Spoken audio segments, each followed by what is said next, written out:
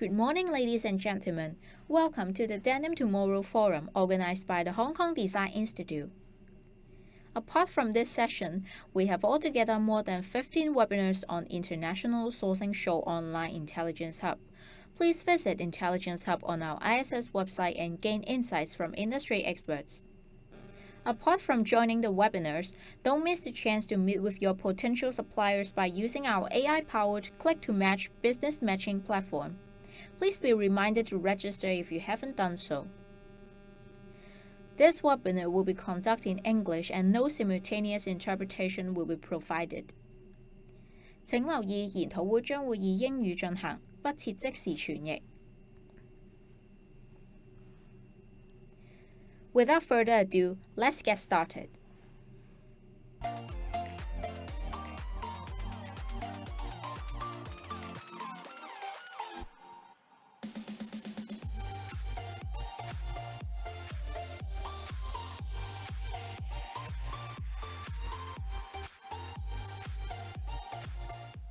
Hello everyone, welcome to Hong Kong Denim Festival 2021. My name is Michael, who is the moderator of the online Denim Forum today. First of all, I would like to say Happy New Year to all of you and wish everyone will have a great year of the ox. The topic of Hong Kong Denim Festival this year is Denim Tomorrow, which we have the fashion showcase, online denim bazaar, denim workshop, and international student exchange program. For the online Denim Forum today, we have invited 9 speakers from the industry to share their thoughts about the innovation, new developments, and the future trends. They are Ms. Sylvia Rocani, the founder of Denim Windows in Amsterdam, Mr. Gunnar Meyer, area sales manager of a Monforts Textilmaschinen, Germany, Mr. Kelvin Chung, sales manager of Goller Limited, a member of CHTC Phones Group, Ms. Tricia Carey, director of global business development, Denim of Lenzing, and myself, Director of Advanced Denim Limited. Mr. Miles Lam, Assistant General Manager, Design and Product Development of Crystal Apparel Limited. Mr. Adriano Goldschmied, the founder of Genious Group. Mr. Jordi Juaní, Asian Division Director of Jeanologia. And Mr. Jørgen Sevild, Managing Director of Inqova Technologies Hong Kong and China. Because of the COVID-19, Sylvia, Gunnar, Kelvin, Tricia, and Adriano are not be able to come to Hong Kong for the presentation today. But don't worry, they have do the video for the presentation, and they are going to present their innovation thoughts. And for that video, we are going to show it to you guys later on. Miles, Jordi, and Jørgen are in Hong Kong, and thank you so much for them to come to present their thoughts in person on the stage. So please come on the stage. Thank you, guys.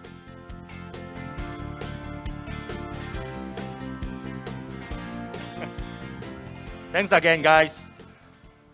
So before we start the forum, let's talk a little bit with you guys first, okay? Because, of course, we are having the Hong Kong Denim Festival, so we have to do something, Hong Kong, local Hong Kong things before that, okay? So because of the layout that, we are having right now, it's more like a, really famous TV program in Hong Kong. So what we call is... Hao Sang Jai King Hagai. Yes, exactly. So, yeah, good Cantonese, right? So maybe, I guess, because our age, so I have to, translate that meaning to you. This is like a teenager talk. Yeah, of course, if you can see our face, we cannot say teenager talk, right? Right. So it's not really suitable. So which is, more suitable for this is this one. So Jørgen, maybe you can say that. I know your Cantonese is really good. 路偶仔傾蝦計。 Yeah. That's good. Yeah, what's that meaning? Your Cantonese is good, right? I heard about, you are learning Chinese right now. I've been learning a little bit, but the reading is still very difficult. And, I'm guessing it means something with older people having a conversation. Yes, Yeah. exactly. So this is like an old cowboy talk. Yeah. Okay, right. And maybe Jordi, you can say Spanish, and then we can talk for that old cowboy talk like a Spanish. In Spanish, it would be Los viejos vaqueros hablan. Yeah, I heard about Miles can speak Spanish, so maybe he can say something in Spanish. I never heard about that. You can repeat again. I can try my best. Los viejos vaqueros hablan. No, I'm giving up. I'm giving up.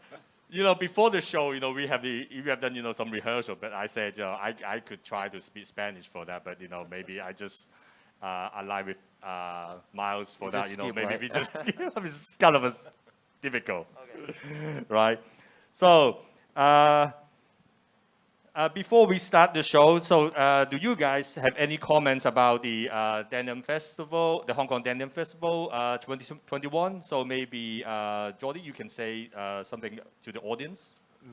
No, but basically that really, although we are getting common with all the, let's say, the video conference and all the virtual shows, I think that I'm eagerly waiting for the normal shows with people. Again, I think that this is, it's a pity that we cannot share our passion for denims and all our thoughts with more people in person. No, I am missing. Maybe I am from the south of Europe, and we are more. We like to touch the people and to, so I hope that this would be possible very soon, and just hoping for the best for that. Yes. So how about you, Miles? I think this is the second time we're having a Hong Kong Denim Festival with that. Yes. I mean, shame that the pandemic not allow having a lot of people in actually here, but I think we still. I think it's great. We make a virtual one. I think we still can share a lot of our denim culture to the people in the world through the internet. Yeah. I guess this is, I don't know about you guys, but for me, this is the first on-stage talk, since January last year. So it's been a year, right? We've been face-to-face talk, something like this. Yeah, I think we're all feeling a little rusty on that to that extent. We are more, really happy to do it, right? Yes. Yeah. Right. So, okay, thank you, guys. We are going to talk a little bit more after the whole session has been through. So let me introduce the first speakers for the forum today. It's going to be Miss Sylvia Rocani, the founder of Denim Windows. And the subject that she prepared for us is how denim fabric can be versatile in look, but as well in his sustainable aspect. So let's see. I'm Sylvia Rancani. I'm the founder of the Denim Window in Amsterdam. Denim Window is an idea that I got around 3 years ago. After my working experience in denim for my whole life, so basically for almost 15 years. I work as a product developer and denim wash and denim fabric expert in different brands, in different manufacturers. And this helped me to, of course, gain a lot of knowledge in denim from both sides, from the brand perspective, from the designer perspective, but as well from the producer perspective. After all this experience in different brands, as Tommy Hilfiger, as Diesel and others, I decided to create a denim hub in Amsterdam, that is where I live, where designers can meet the best of denim producers.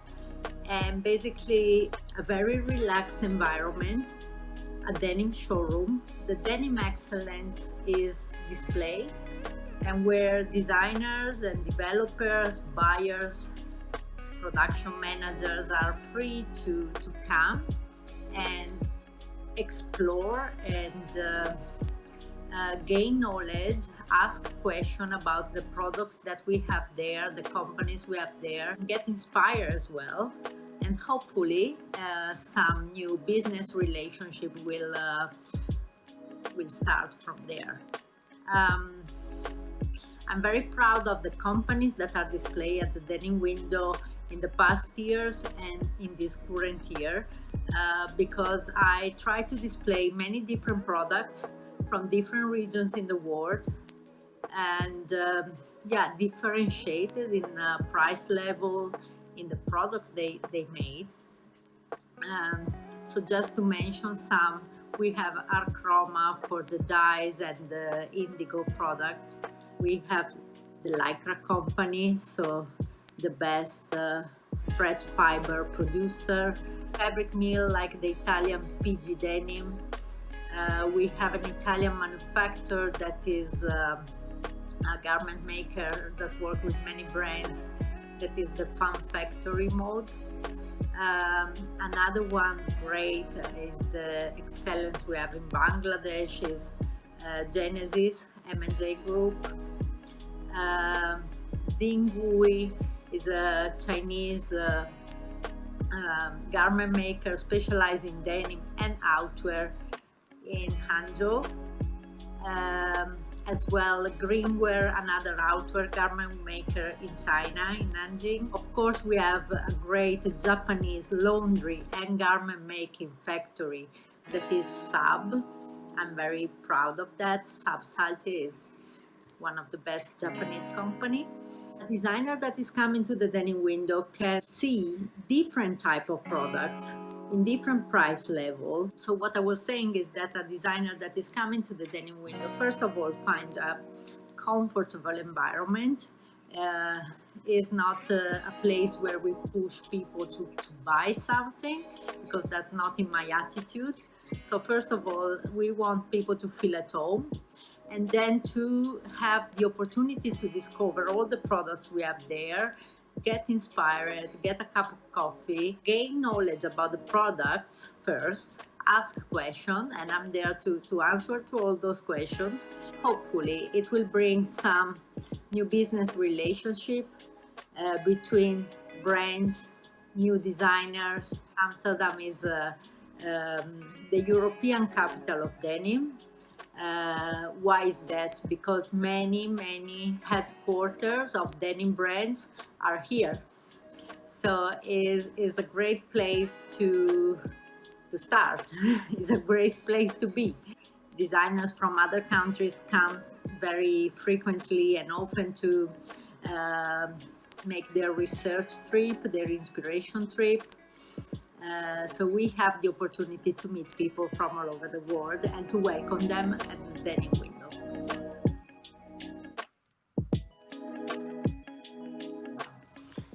Today we talk about how a product developer and a designer can create a denim collection that is both sustainable and creative, and talking about the latest innovation of the best companies in denim we have here at the Denim window. A denim garment can be sustainable in different ways. You can, for instance, create a total new style combining denim and different materials, using denim from dead stock or second-hand jeans. This is an example from Greenwear, an outwear garment maker located in Nanjing, China.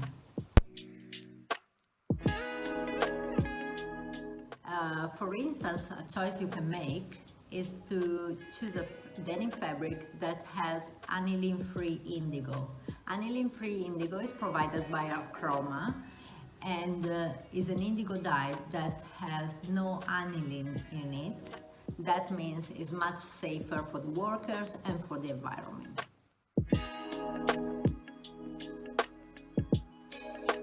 Also make sustainable choices while selecting stretch fabrics. For instance, using Lycra Eco-Made version or Coolmax or Thermolite Eco-Made version. And the Lycra company just announced that they achieved the gold level material health certificate from Cradle to Cradle for 25 of their Lycra fiber products.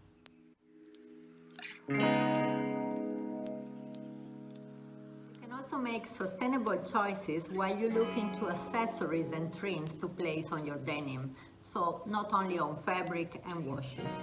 Here we have several examples from Medaille Landes of alternative materials you can use instead of PU. And here we have Pinatex, cork, and as well apple skin.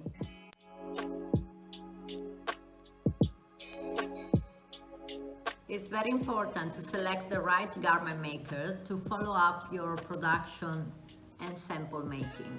A garment maker can guide you in using the right tools in the laundry in order to develop very sustainable washes. Here we have some examples from Dingui in China. This is a bleach wash but made in a very sustainable way without the use of harmful chemicals. Another example is this one, made from Saltier in Japan. It's a beautiful wash that is made with the use of laser but with a very natural look.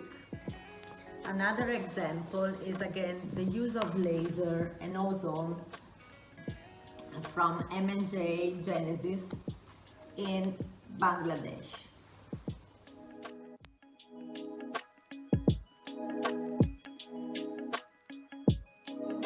Fabric makers can be your strategic partner to develop a very creative collection as well.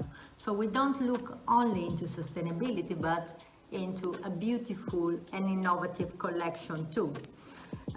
Some examples here are, for instance, this fabric from PG Denim, that is a denim with all over flock on it, that has been lasered with this stripy effect and a beautiful wash. As well, another one is this jacket created by the garment maker Fan Factory in Italy, that look exactly like a vintage piece because of the beautiful wash that has been applied on top of this denim stripe fabric. As a designer and product developer, you have a lot of responsibility in order to develop a beautiful denim collection that is most sustainable as possible. But what we have shown you today is that there are many tools, many technologies, many innovations that can help you in order to do that. From fibers to trims to fabric to wash to chemicals, you just have to look into possibilities and just make the right choice.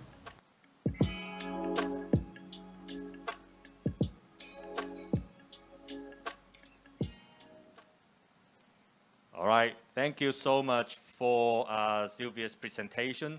I think it's really great presentation, and I know Sylvia for years, and she's been really passionate about denim, and she's based in Amsterdam. I'm sure you guys also have been to Amsterdam before.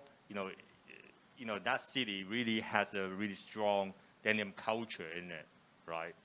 So I think if any one of you, if you want to to contact Sylvia, you can leave your comments in Hong Kong Denim Festival homepage, and then we will see if Sylvia will be able to contact you if you have any questions, right?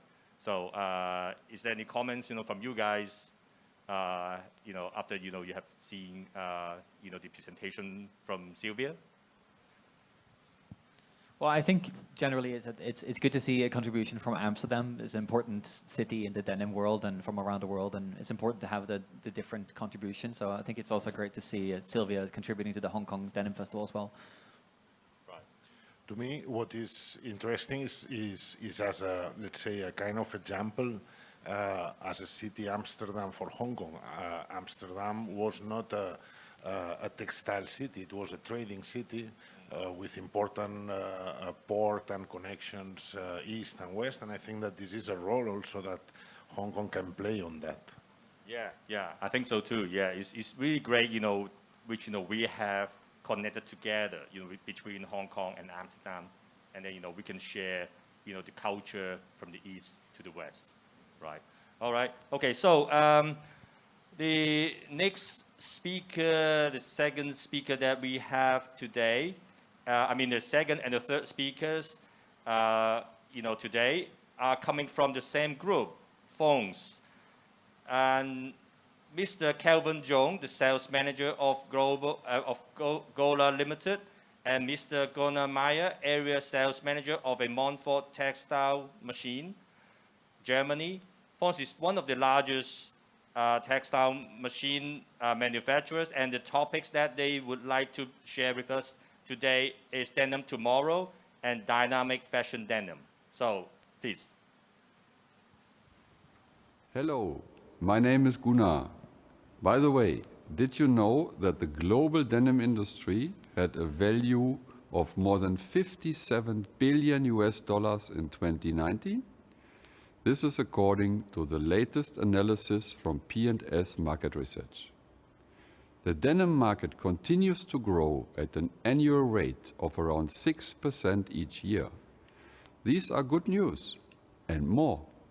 For the annual production of around 10 billion denim garments, some 15 billion meters of perfect denim are required. My company, Monforts, is a textile machine manufacturer and a technology partner to many of the biggest denim manufacturers in the world. Here, you see a typical picture of one of our big denim processing machines. Quite impressive, isn't it? These machines nowadays can be found at denim manufacturers in China and on the Indian subcontinent, as well as in Brazil, Mexico, and Turkey. The denim manufacturers are being called upon to make world-beating denim fabrics more efficiently, but at the same time to use less water, energy, and raw materials during fabrication. This is in regard to the so-called carbon footstep. The eco-brand denims manufactured on our Monforts machines are, for example, by our customer Asgard Nines, typical of a blanket approach now being taken by all of the major denim manufacturers. This process is requiring 70% less water, 40% fewer chemicals, and 30% less energy than conventionally finished products. Differentiation is the key in this highly competitive industry. All of our latest Monforts technologies are designed to help the denim industry to achieve these goals. Now let's talk about the chemicals. Denim jeans get many of their unique qualities from the distinctive coloration of indigo dyes. 66,000 tons of indigo powder is required each year to dye them. Until recently, hazardous chemicals have been required to make the indigo powder soluble, leading to many tons of wastewater being generated. My company, Monforts, is among the companies developing technologies to greatly reduce this. Artistic Garment Industries has introduced a water-free technology called 00 for indigo dyeing. Artistic Millionaires, working with chemicals leader Dystar, has introduced Crystal Clear, an indigo dyeing process which is based on an organic fixing agent. It requires no salt and 70% less chemicals and produces clean and recyclable water effluent without any salt byproducts. Crystal Clear uses a pre-reduced liquid indigo that requires no additional water or salt and allows complete indigo recovery. Quite impressive, isn't it? Well, you see, the textile machine manufacturers, and especially Monforts, are working closely with our denim partners. I hope I've got the message across that Monforts is leaving no stone unturned in the development of tomorrow's perfect, sustainable denim fabrics. And last but not least, my company Monforts is belonging to the HKTDC Fonds Group, the most powerful textile machine manufacturer worldwide. We are all working with the same spirit towards the benefit of the denim industry, and especially for the environmental benefit of all of us. Think of it when you buy a pair of jeans next time. On our Monforts YouTube channel, captured at the 2019 Denim Premier Vision Show in London, some of the leading global manufacturers discuss their initiatives for more sustainable denim production. Let's watch it now. Bye-bye.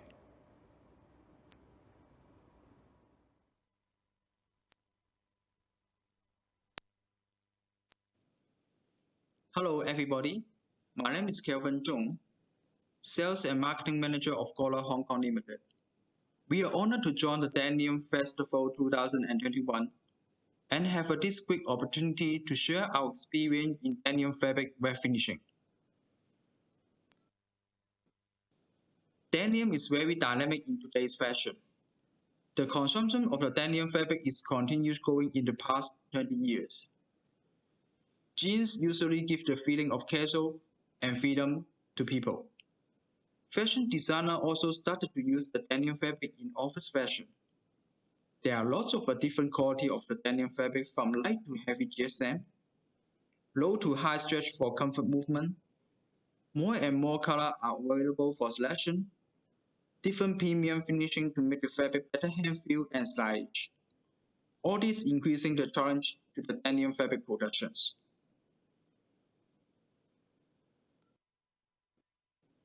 Let's look at the key production steps of denim fabric. Firstly is to do the loop dyeing and sizing of warp yarn. Then yarn will weaving into fabric. Afterward, fabric will send to a changing process to remove the hair from its surface and desizing. Mercerizing, silver dyeing, and over dyeing as an optional process depends on the order requirement. Finally, the fabric has to do the scaling correction and some dry finishing. Our company Goller is specializing in production of wet finishing machinery since 1948 in Germany. Nowadays, we have a lot of know-how in textile wet processing and apply the latest technology in our wet finishing line, Goller, for the denim fabric production. The range can perform all wet finishing processes to meet different quality requirements of denim fabric. It is economical equipment for production of 40,000 meters to 50,000 meters denim fabric per day. It gives flexibility in changing the process for small to medium-sized production.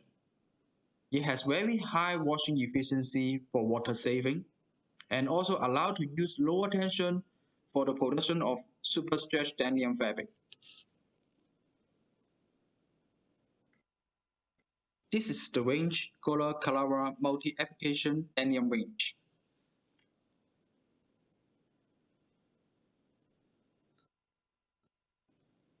So let's look at its function. The range can do batch desizing, washing of the sizing material, and drying.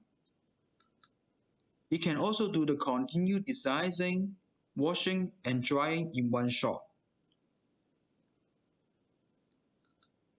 By changing the process, you can do the half mercerizing, dyeing such as over dyeing, silver dyeing for the back color of the denim fabric.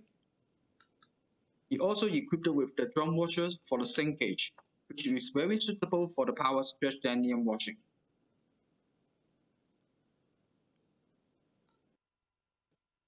Goller also have a mercerizing range for the full mercerizing process of the denim fabric, Perfetta. This range, the process, giving very good dimension stability of the fabric, improve the absorbency of the fabric for deeper color, increasing the color fastness, and also the fabric appearance will be look more smoother and look shiny.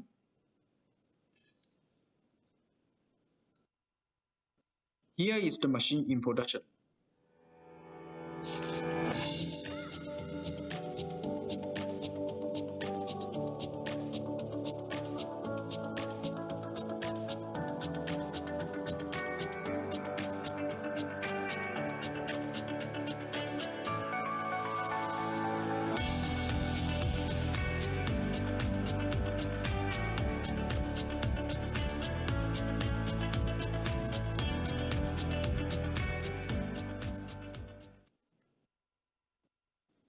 In order to saving water in production, we're using the counterflow washing system,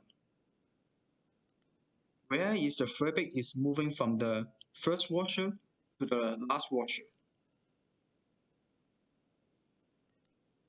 And the water is from the last washer to the first washer in the opposite direction. So water will be flowing from the last washer step by step to the first washer, and then we keep the highly polluted water in the first washer, and step by step it's getting cleaner. During the washing, each washer also equipped with heavy squeezers to giving very good bath separation during the washing.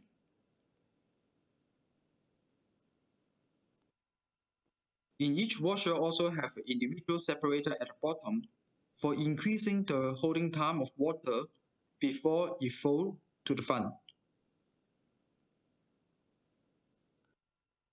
If you are interested to know more about our wet finishing technology, please feel free to contact us by email. Thank you and looking forward to hear you. Have a nice day.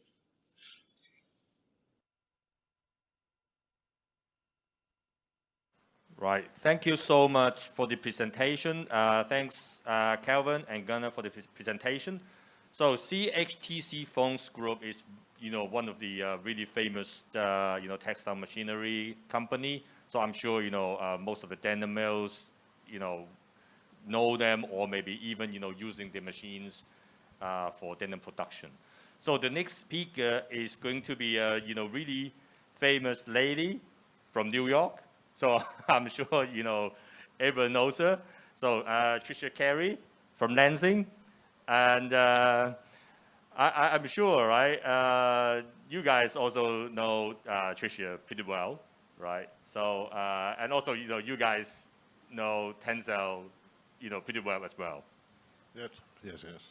It's really, I think that they have been doing a big effort inside of denim. TENCEL was not known in denim in the past, and I think that the properties and what it's possible to achieve with TENCEL fabrics is really very good. How about you, Miles? Are you using any? I'm sure TENCEL? we have been using a lot of TENCEL, in the past. Yeah, so this is kind of like a sustainable fiber in the market. Yeah, on a garment product development side, I'm sure you're also using lots of TENCEL for product development as well. That's right. Yeah. Really great hand feel. And also, Tricia help us to prepare the presentation today. Is the modern definition of denim. So let's see what she prepared for us.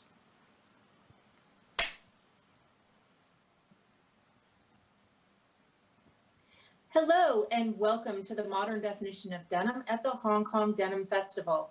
My name is Tricia Carey and I'm Director of Global Business Development for Denim at Lenzing, joining you from New York City. At Lenzing, we transform trees into TENCEL, Lyocell, and Modal fibers, which are used by leading denim brands and mills from around the world. To learn more about TENCEL denim, you can visit our Carved in Blue blog or tencel.com. You can also visit us on Instagram, LinkedIn, Facebook, and Twitter. And now we will play a little introduction video for you to learn a little bit more about TENCEL denim. Question: would you make jeans out of trees? Well, you should. Here is why.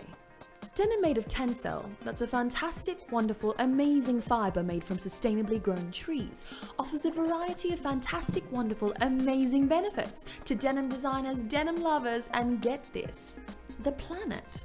TENCEL starts out as trees farmed on low-grade land. Use of pesticides, fungicides and herbicides are non-existent during the final years of the tree's growth. Rainwater is the main source of water used for irrigation. When the trees are ready, they get pulverized, fustigated and pounded into chips, very politely of course. Then the wood chips are made into pulp and sent to a Lenzing factory, where the pulp is blended with water, solvents and science to produce TENCEL, a pure white cellulose fibre. The whole process is very environmentally friendly. The only inputs of the Lenzing factory are wood, pulp and water. The only outputs are water and TENCEL fibre. 99.5 to 99.8% of the solvent used to make TENCEL is recycled and used over and over and over and over and over and over. TENCEL is so eco-friendly that the European Union gave it the European Award for the Environment. TENCEL can be blended with any other fibre: silk, wool, linen, cotton, cashmere, you name it. Synthetic fibres like lycra also great partners for TENCEL. Regardless of the blend, fabrics made with TENCEL are always soft, supple and strong.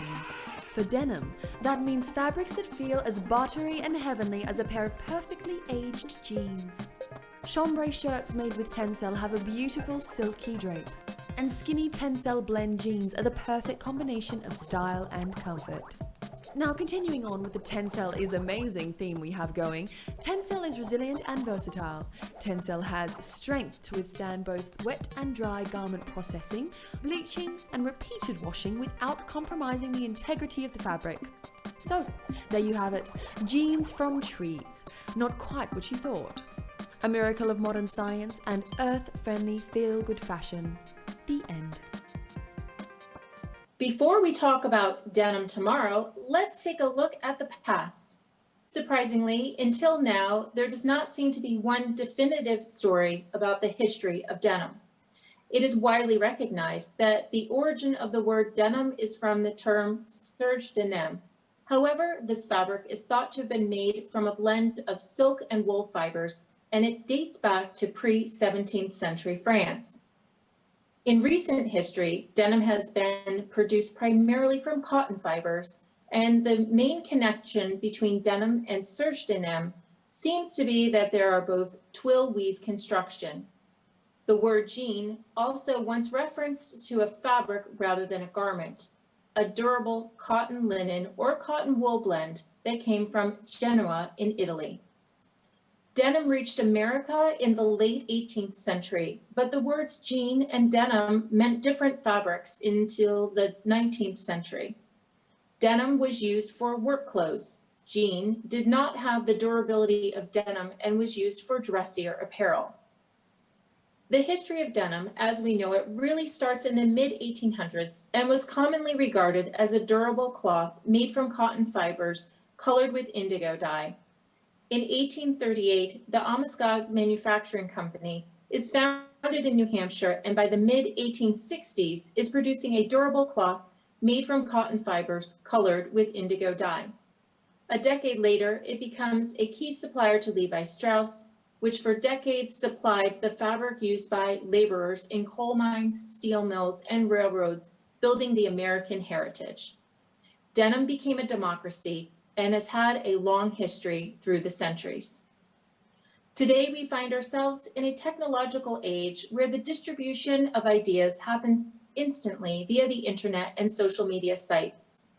Denim still remains very much a part of our culture as a blank canvas to express style, emotions, and the mood of the times. Over the past several years, we have seen a notable change in denim. Denim no longer has to be made entirely from cotton, as now there are fabrics blended with fibers like spandex, polyester, wool, linen, and TENCEL lyocell. Multi-fiber blended fabrics deliver a greater range of aesthetics and performance. Denim is always about fit, but now denim does not have to be woven. It can be a knit. Denim does not have to be only for jeans. It can also be for dresses, shirts, and jackets.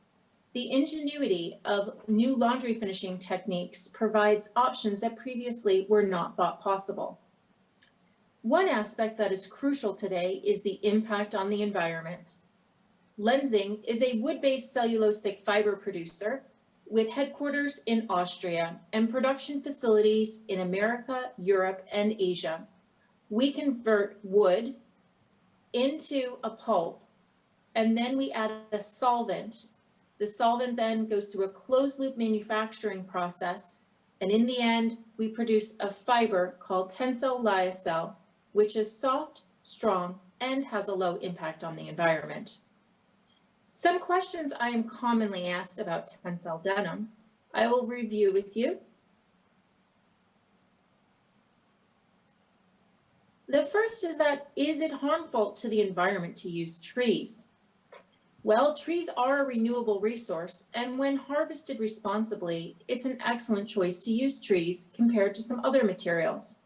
We use only certified and controlled wood sources from FSC and PEFC. We use a mixture of trees that are both beech, spruce, eucalyptus, and other varieties, which are indigenous to the regions where we have our pulp facilities or are working with pulp suppliers. One of the benefits of using a raw material that is from nature is that it can actually go back into nature. So all TENCEL Lyocell fibers are biodegradable and compostable.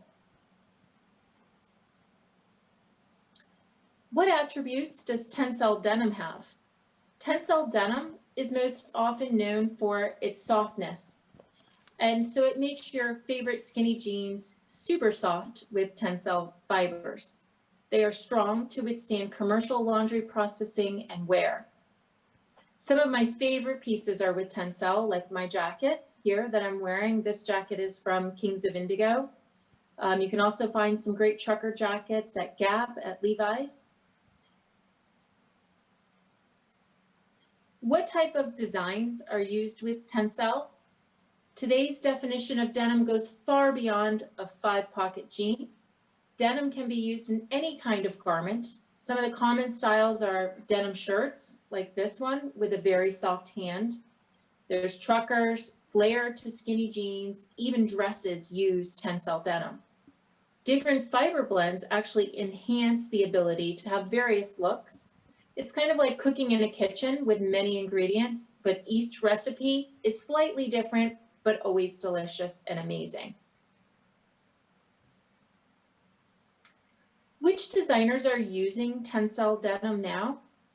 You can find a range of brands from discount to mass market to contemporary and designer who are all using TENCEL Lyocell. Each brand has their own take on how they're developing new garments with our fibers. You can find men's, women's, even children's wear with TENCEL denim. There are heritage brands like Levi's, Lee, and Gap, which are using TENCEL denim.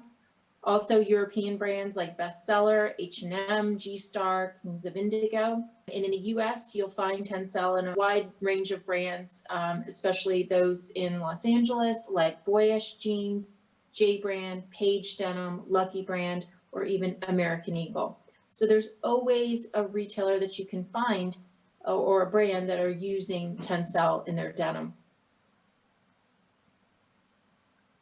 So how do you find TENCEL denim? Well, probably the easiest place to go is to our website, which is tencel.com. You'll find a section on there where to buy. And this section, you can find various, it's all put together in order by brands, and you can search also by product category. You'll also find hang tags on garments that are using TENCEL. So you can just look for our TENCEL logo, which is like this, on any of the garments on hang tags. That's one way of finding TENCEL. And also you'll find on many of your favorite brands or retailers, you could just search by TENCEL in the search feature and then find the items that they are selling. So what is the future and what is happening in 2021 and beyond?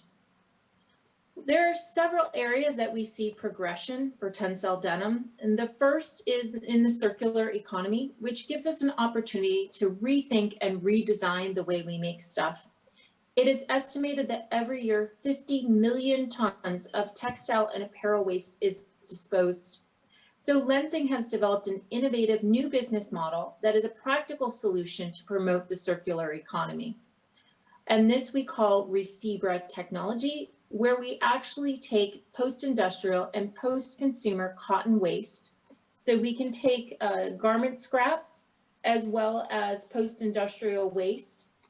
And what we do is we can make that into a pulp. And after blending that pulp with the wood pulp, then we add a solvent as well as a fiber identification, and we're able to make a new TENCEL Lyocell fiber, which is coming from waste. So it's amazing how we can now integrate the circular economy and have textile to textile circularity within manufacturing our fibers. Both technological and environmental advances will be at the forefront of meeting the consumer demand for value. As these factors converge, it seems without a doubt that the democracy of denim will serve the next generation in society. I want to thank you for joining us today and for many of the sponsors who are a part of Hong Kong Denim Festival.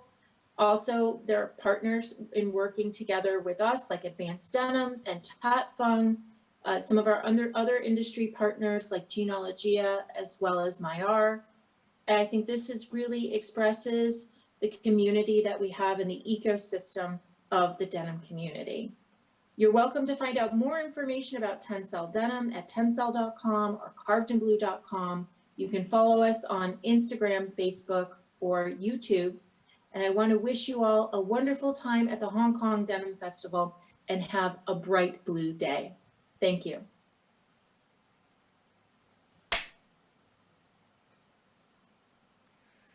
Right, okay, great presentation from Tricia. And actually, you know, Lenzing has been prepared some really nice gift for us. So they have prepared 10 of these really nice special bags for us. So I open it. Oh. So which is really nice. And some kind of like a more really sexy. Right. So they actually, you know, you just have to answer 4 questions from you know, from Lenzing. Actually, they prepare those 4 questions for the people who want to get these bags, and you can find the answer from Tricia's presentation. So let's see, you know, what's the first question? What are TENCEL brand fiber made of? So I'm sure, you know, you can find the answer from Tricia's presentation, right? And then the second one is, which brands are using TENCEL denim? Where can you find TENCEL denim? What do you like most about TENCEL denim? So if you want to get this nice, sexy handbags, right, and make sure, you know, you put something, of course, you know, Lenzing is always talk about transparency. So this bag is really, you know, coordinate with, you know, the slogan or the things that, you know, Lenzing, or even though, you know, for us, always, you know, talk about transparency. So if I'm going to put like 1,000 Hong Kong notes inside, so it's going to be more transparent, right? So everyone knows, you know, how much, you know, I put it in my bag. So if anyone, you know, if you guys want to have this bag, so just answer your question in Hong Kong Denim Festival 2021 website, and then Lenzing people is going to select the best 10 answer, and, you know, we're going to contact you. Right, so the next speaker is going to be really important company. Guess who's the next company? Not sure. France? I think that must be Advanced Denim. Of course, it's going to be Advanced, yes. So the next presentation is going to be me, Michael. So I have to introduce myself, right? So Director of Advanced Denim. So the topic I prepared for you guys is a new era of sustainable indigo dyeing begins.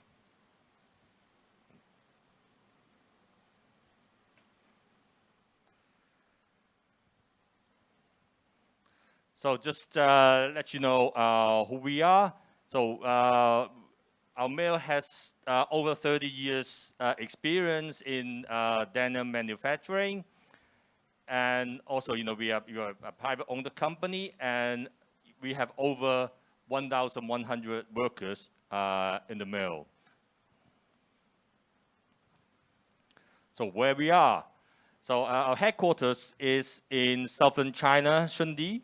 And also we have a branch, and also we have mill in Vietnam, and also we have a sales office in New York, Amsterdam, Hong Kong, and Shanghai. So our mission, of course, if you know Advanced Denim, is we want to be the most sustainable denim manufacturer. And then also, even though, for the denim production is kind of a traditional, but then we don't want to just making a traditional denim fabric. We want to apply the innovation, sustainability, and also, of course, just the thing I just talked about, is more transparency as well.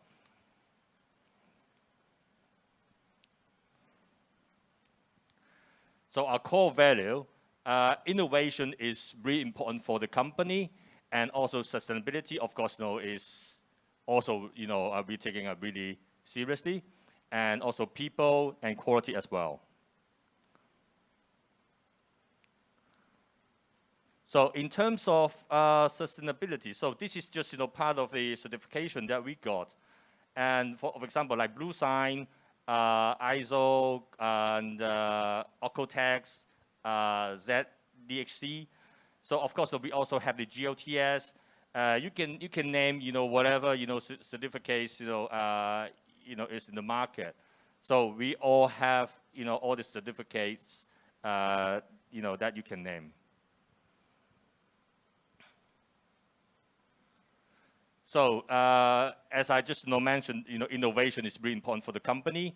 So right now we have 38 patents which is granted. And also there's 78 patents which is pending. And we are quite pretty sure those 78 patent is going to be granted as well. Now I cannot say 100%, but most likely over 80%. And you can see from in the bottom of the presentation. So just for example, like free tag, equal, free cross, that kind of concept is being already patented by our company.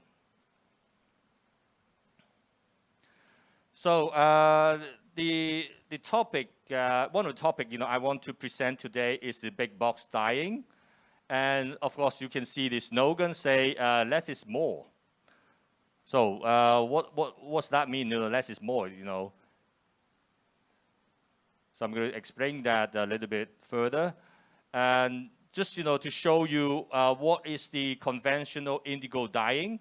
So conventional indigo dyeing is actually using tons of water, and it's being we are using this kind of dyeing method for almost 100 years. I would say over 100 years, which like we're using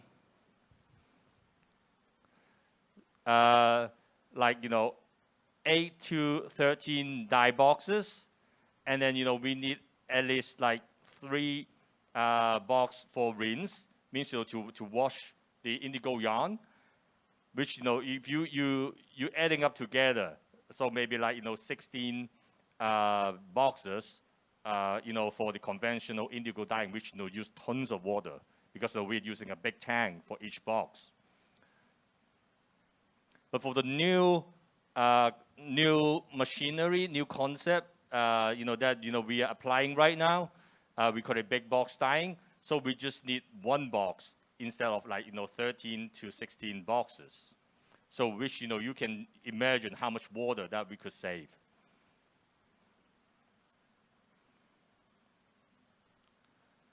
So this is to show you, you know, the whole process in a simple way. So for the conventional dyeing, we need to apply the you know, 2 boxes for the pre-treatment, and then, like, you know, as I mentioned, right, 8 to 13 dye boxes, and then another 3 boxes for rinse. So right now for the big box dyeing, we just need 1 box. So this is, you know, to show you in a simple way. So we also calculate, you know, some of the numbers, and this number has been certified by a third-party company in US as well.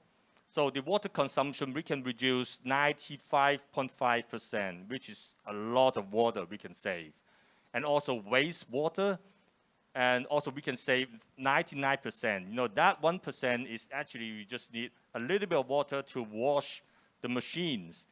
You know, if you don't count that 1% of the water to wash the machine, actually, we can save 100% of the wastewater, as I mentioned, right? Because we don't need to use any rinse wash to wash the yarn. So that means we actually, there's no wastewater coming out from the machine. And of course, we can save, you know, more chemicals, more energies. So the next topic I want to talk about, because I'm talking about the new sustainable dyeing. So botanic dyes is also really important. So that means the natural dyes. So we have been talking about natural dyes for many years, right? But so what's natural dyes? So natural dyes is actually, we just, you know, getting the dye stuff from the plants. And, you know, we are not getting the dye stuff really coming from the corns or, you know, any vegetables that, you know, we are going to, you know, we need it, you know, for eating. So that means we are not really competing the food supply chain. So, you know, the botanic dye is actually, you know, we are using the plant waste. Right, so this is, you know, to tell you why, you know, we want to use botanic dye instead of like synthetic dyes, because for the plants, actually, you know, it has its own color. So we just, you know, generate that natural color into, like, for example, like, you know, for this, you know, yellow plant. So when we, you know, generate that color, it becomes like a yellow dye stuff, and then we just, you know, simply use it. Right. So the advantages of using botanic dyes. So of course, because this is not synthetic dyes, so it's not allergic, right? And also, you know, it has the natural anti-UV as well.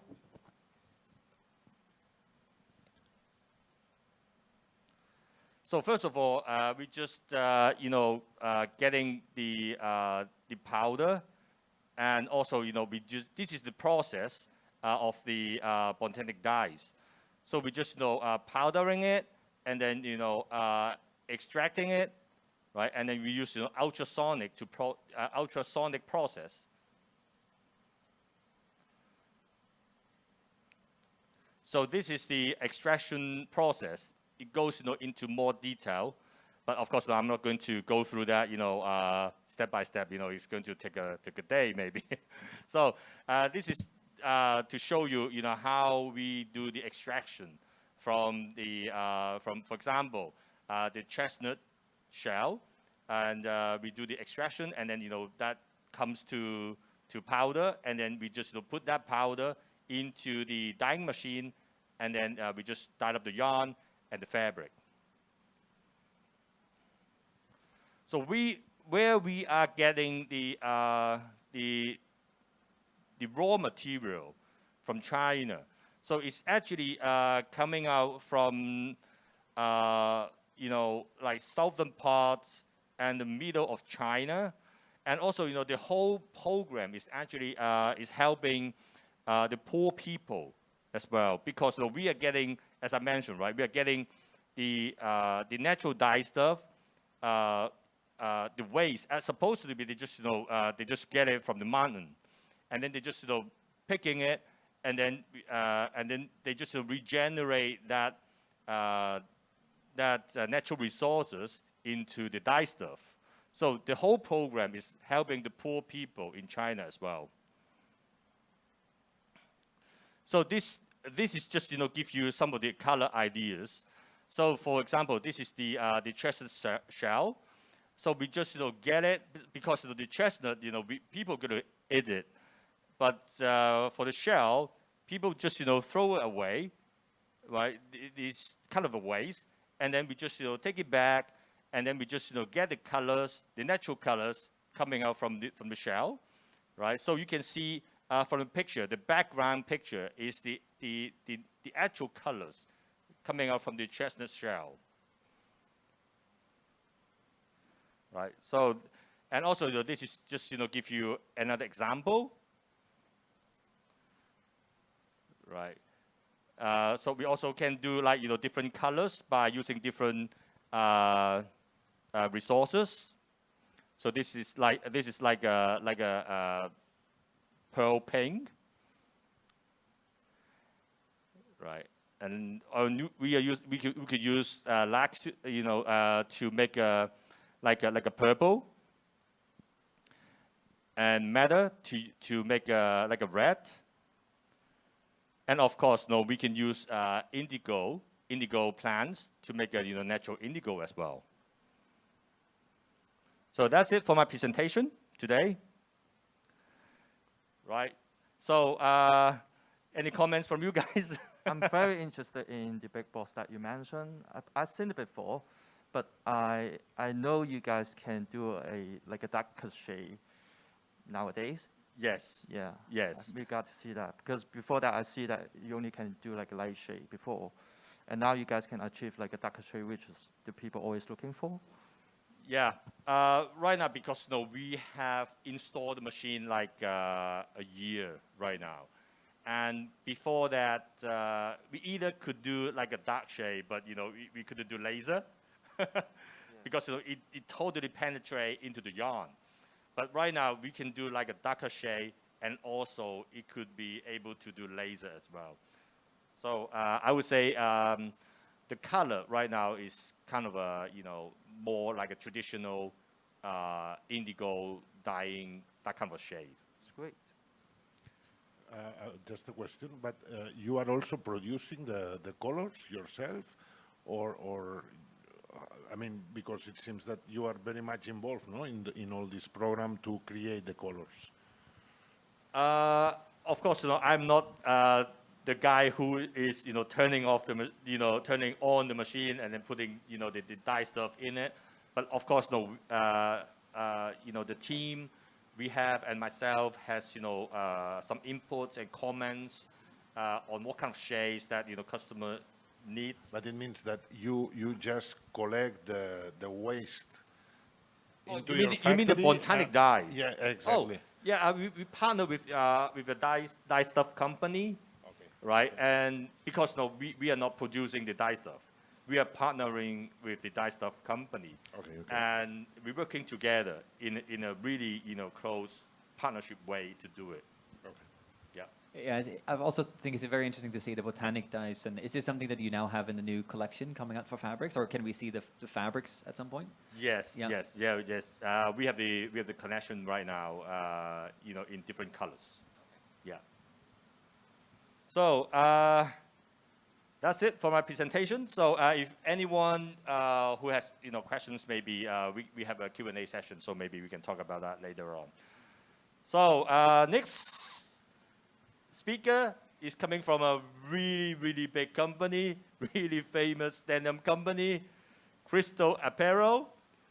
And please welcome Miles for the presentation. Thank you, Michael. So this is my honor to be one of the speakers here today. And I think, let me introduce myself. My name is Miles. I'm the head of design product development in Crystal International Denim Divisions. A little bit of the company information. Crystal International was founded in Hong Kong by Mr. and Mrs.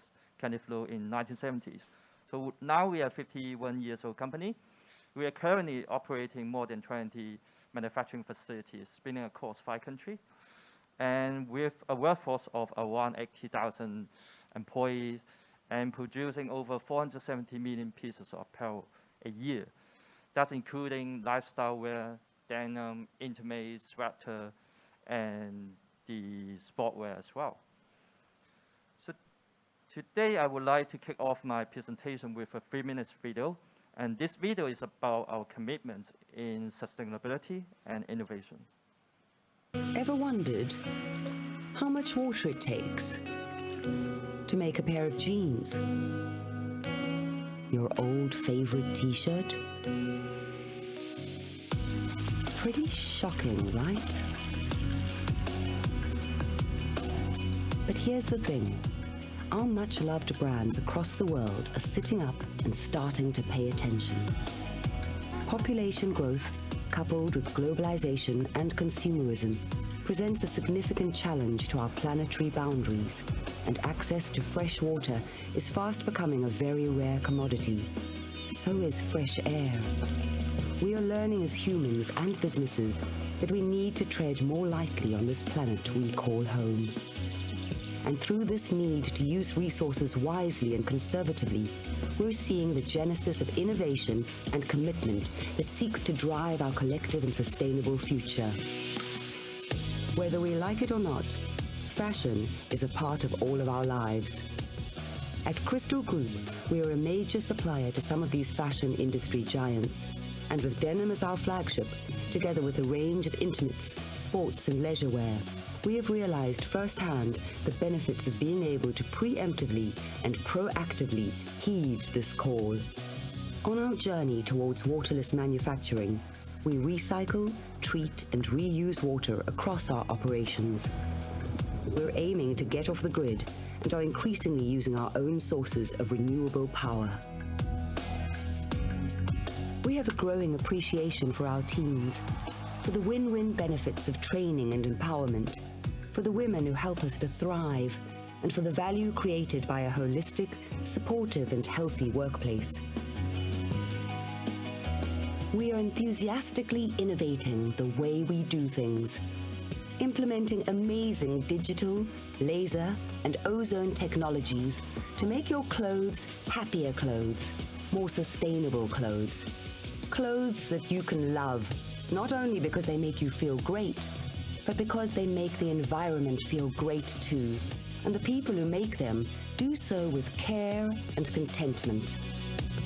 As the UN Sustainable Development Goals become more prominent for global business and more relevant to our clients and their strategic plans, they are also the drivers of our 5-year sustainability targets, where we are looking to significantly reduce our freshwater consumption, as well as our per-garment carbon footprint, and to expand our women empowerment and community volunteering programs across our regions of operation. We are Crystal Group, and we are proud to be on Fortune magazine's list of companies who are changing the world. Our authentic commitment to reshaping our industry into the future will see us being more innovative, more sustainable, and more focused on contributing to a better world.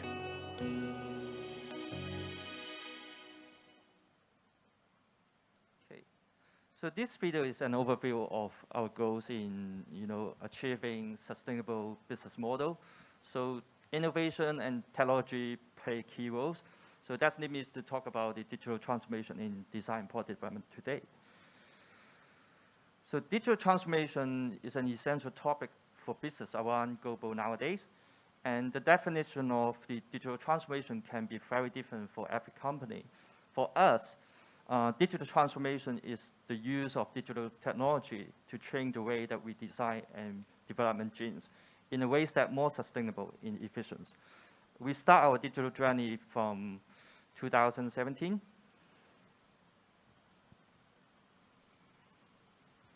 And our objective is enhancing our customer experience, speed up the development cycle, and also reduce the environmental impact. So what are the key driver behind our move to the digital transformation in product development. The increasing demand from brands for speed to market. The rise of fast fashion has trained the industry, for some time. And with the rise of social media platform and smart devices, also has impact on consumer demand as the new trend travel fast. So speed has become one of the important factor for brands. Sustainability goals. More and more consumer considering the sustainability before when they making the purchasing decision, as they are increasingly aware of the impact of the carbon emission on the environment. Cost reduction. Cost is always the first priority for brand, and creating a physical sample is costly and time-consuming process. So the other factor would be the impact of the COVID-19. The use of digital platform exposed during the pandemic improved corporate ability of long-distance collaborative work. And the most important would be the acknowledgement of the importance of the digital transformation. So digital transformation wasn't a top business priority before the crisis, but the crisis has removed the barrier. And it brings a new opportunity for brands to think about digital options for their business, accelerating brand to rethink their operation model, engage and experiment with technology in product development. Although the development of the virtual sampling in denim is a bit behind than other categories, and I think the reason because of the capacity of the product, and also digital transformation is not just like a single project or change.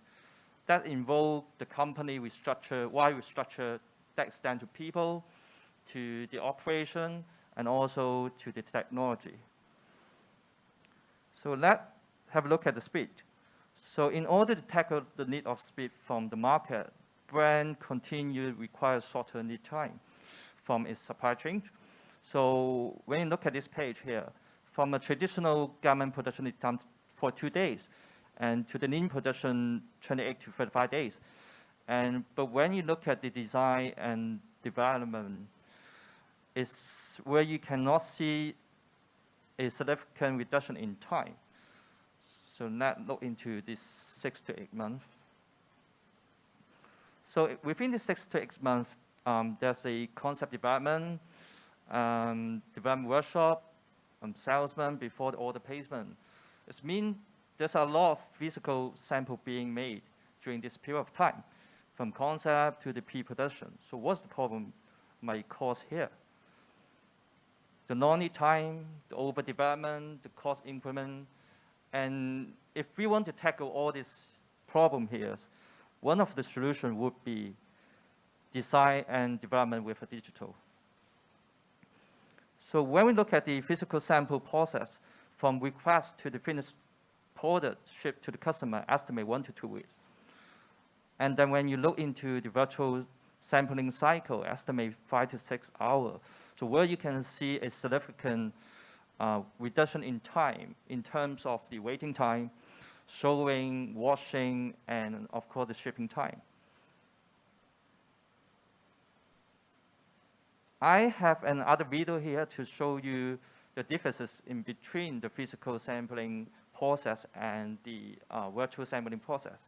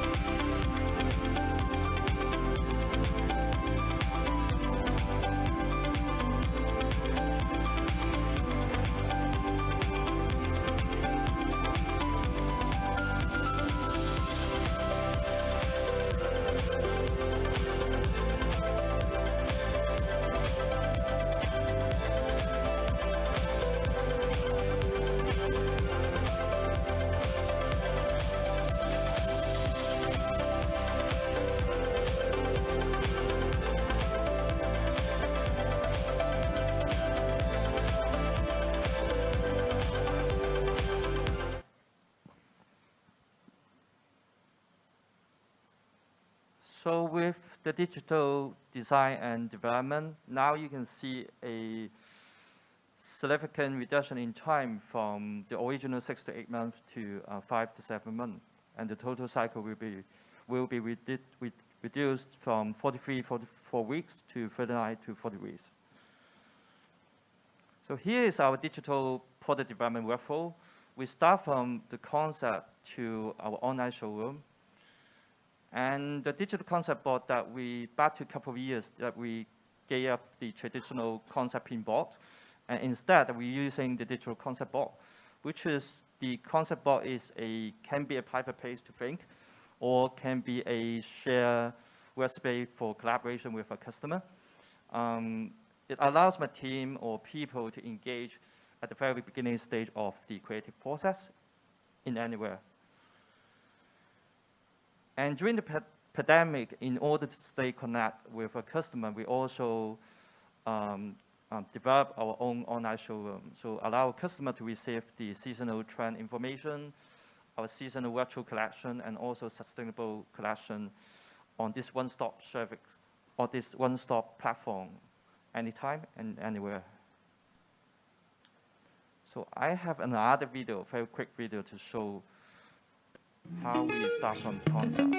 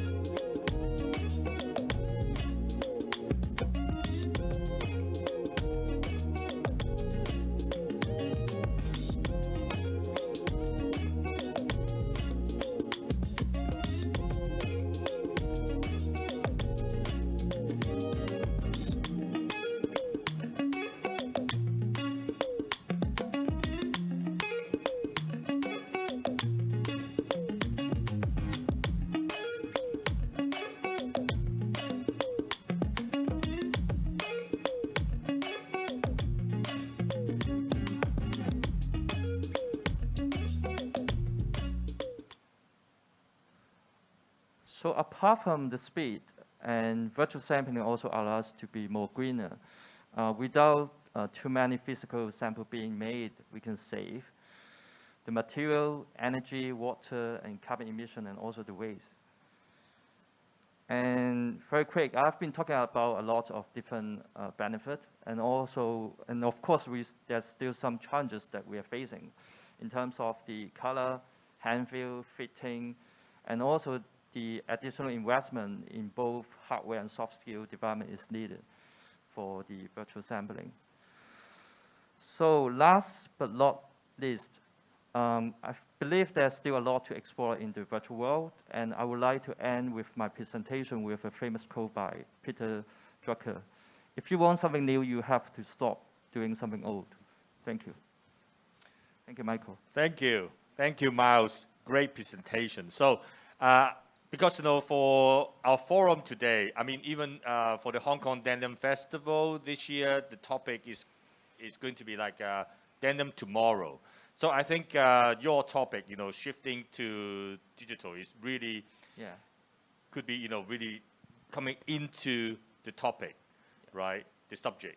And I think, it's really good to have you guys moving ahead by using the virtual sample, like the software that you just presented to us. I've been talking to Jørgen for many years, right? This is some kind of like our dream to be like to set up a virtual showroom.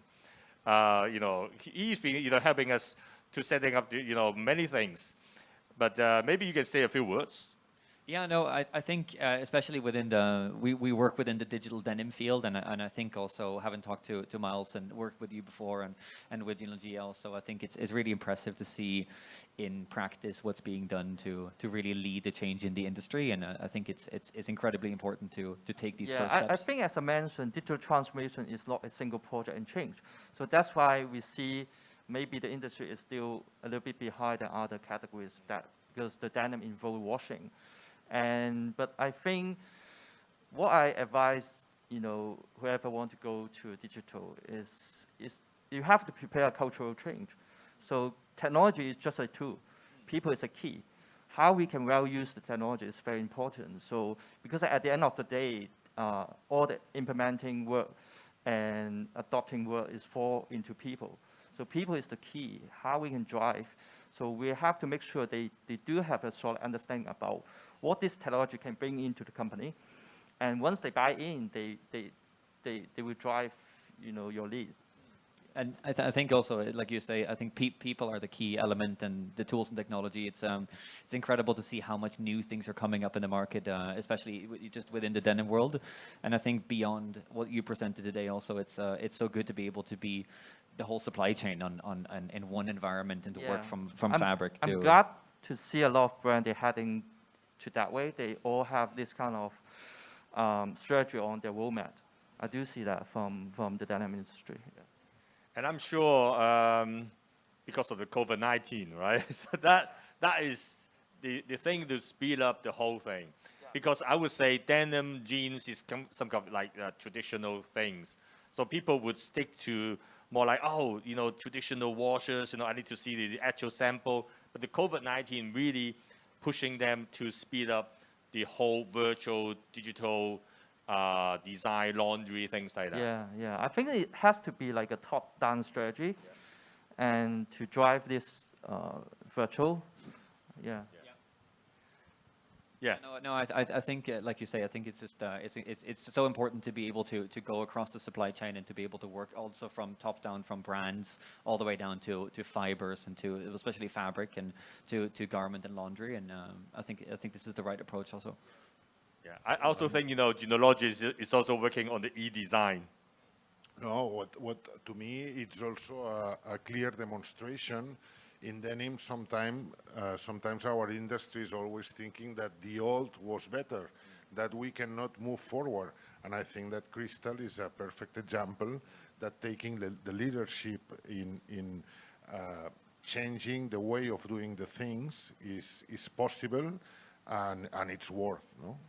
And now to me the next step is that this digital world is going from just the development into the production, which in our field, in the jeans finishing, is not easy.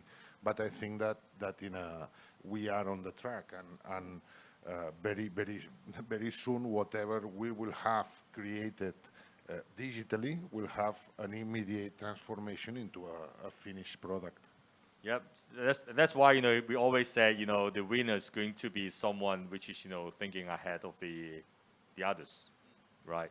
If I can add one more thing also, I think please. It's really also impressive from Miles and Crystal Group's point of view also to be sharing all the information with the rest of the industry. That is not just something that is only kept within the company, but also that you're coming in and talking about it to the rest of the world. I think is also incredibly important. It's no secret in the industry. Yeah. So I have to show this. You can keep this one. I got it. Full transparent.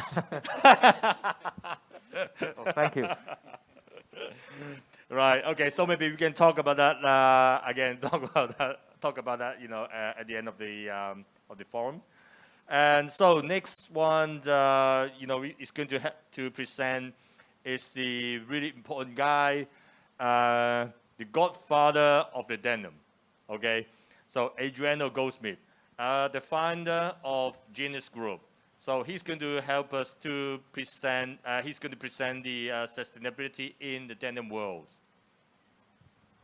Hello, thank you very much to everybody to have me here in occasion of the Hong Kong Denim Festival. I am particularly pleased to be and to have this presence in Asia, because Asia and in particular China is going to be shape our future more than any other country. In fact, China was already passing from the manufacturer of the world to the biggest market of the world.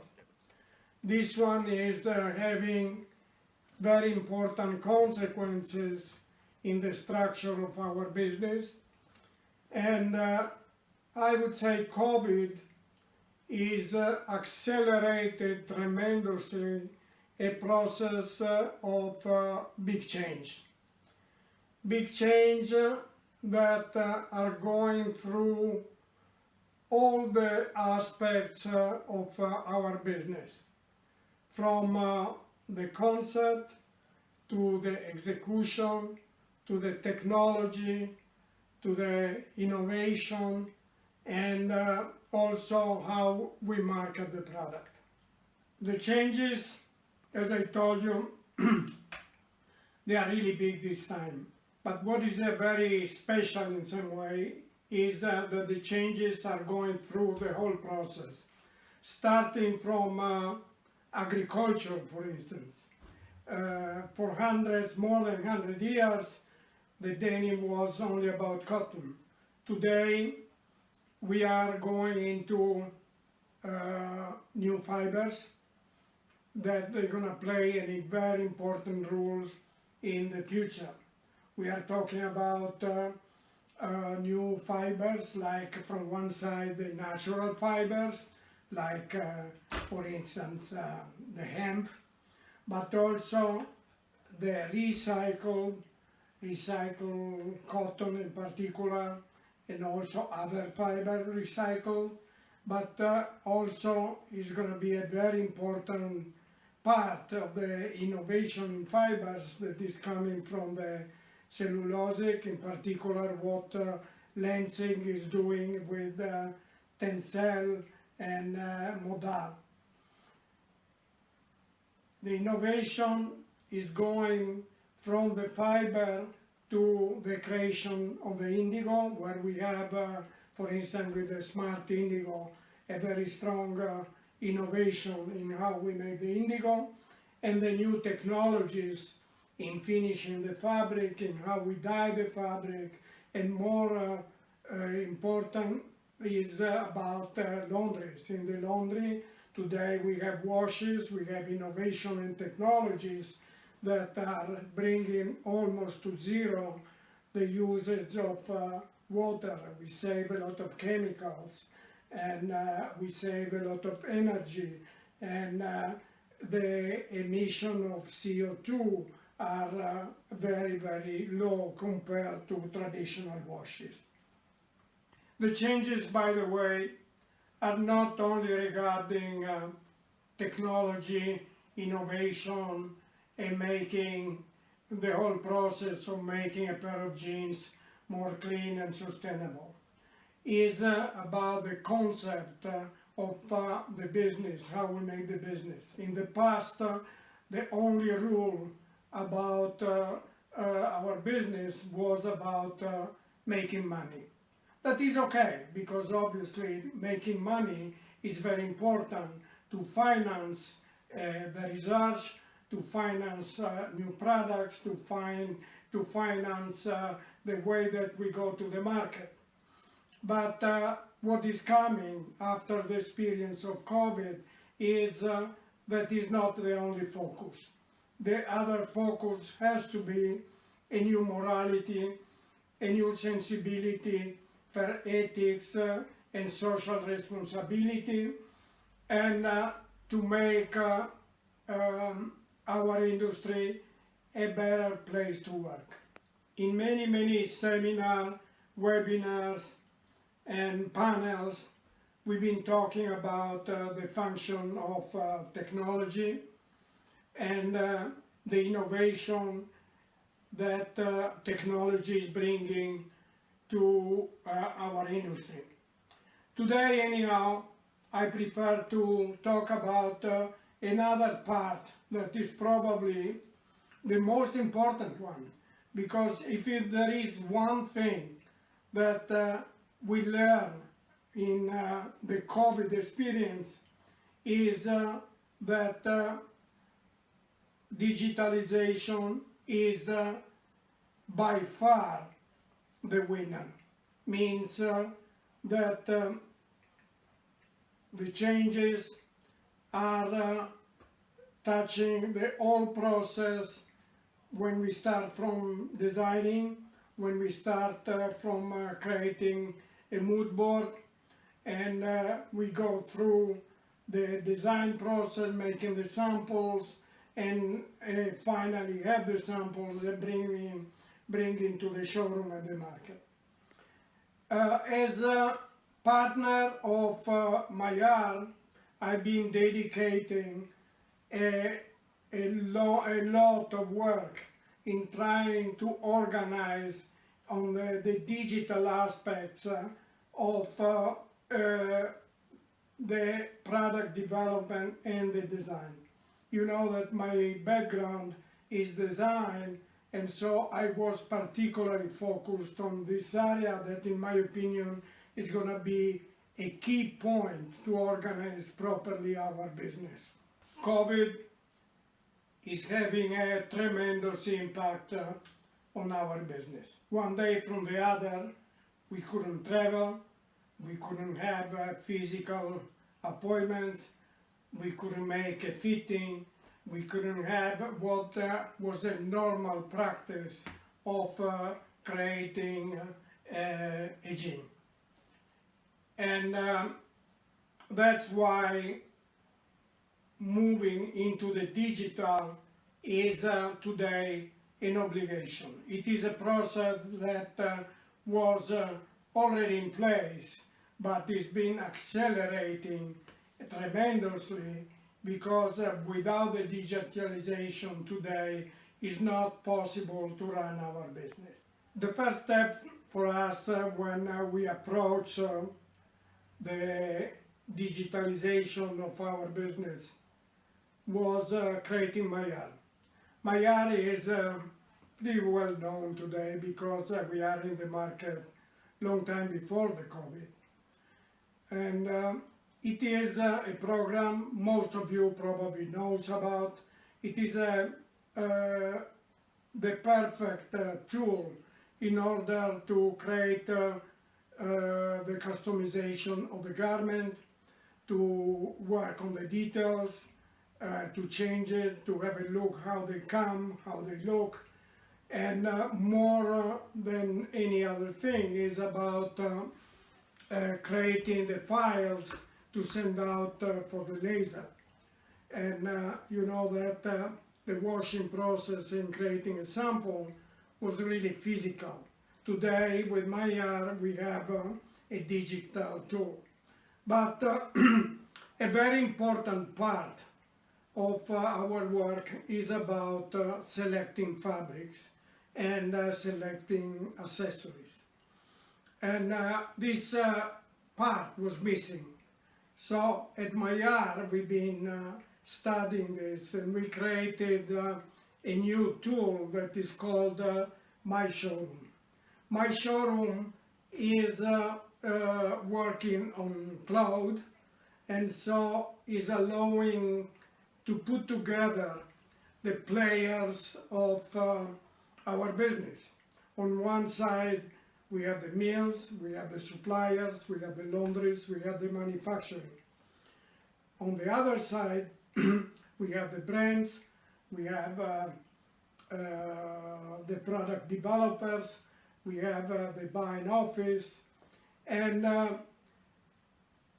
My Showroom is create an area where all these players can talk directly and have a vision, a complete vision, and very documented with a lot of information about all these elements. My Showroom is giving tremendous opportunities to the supply chain.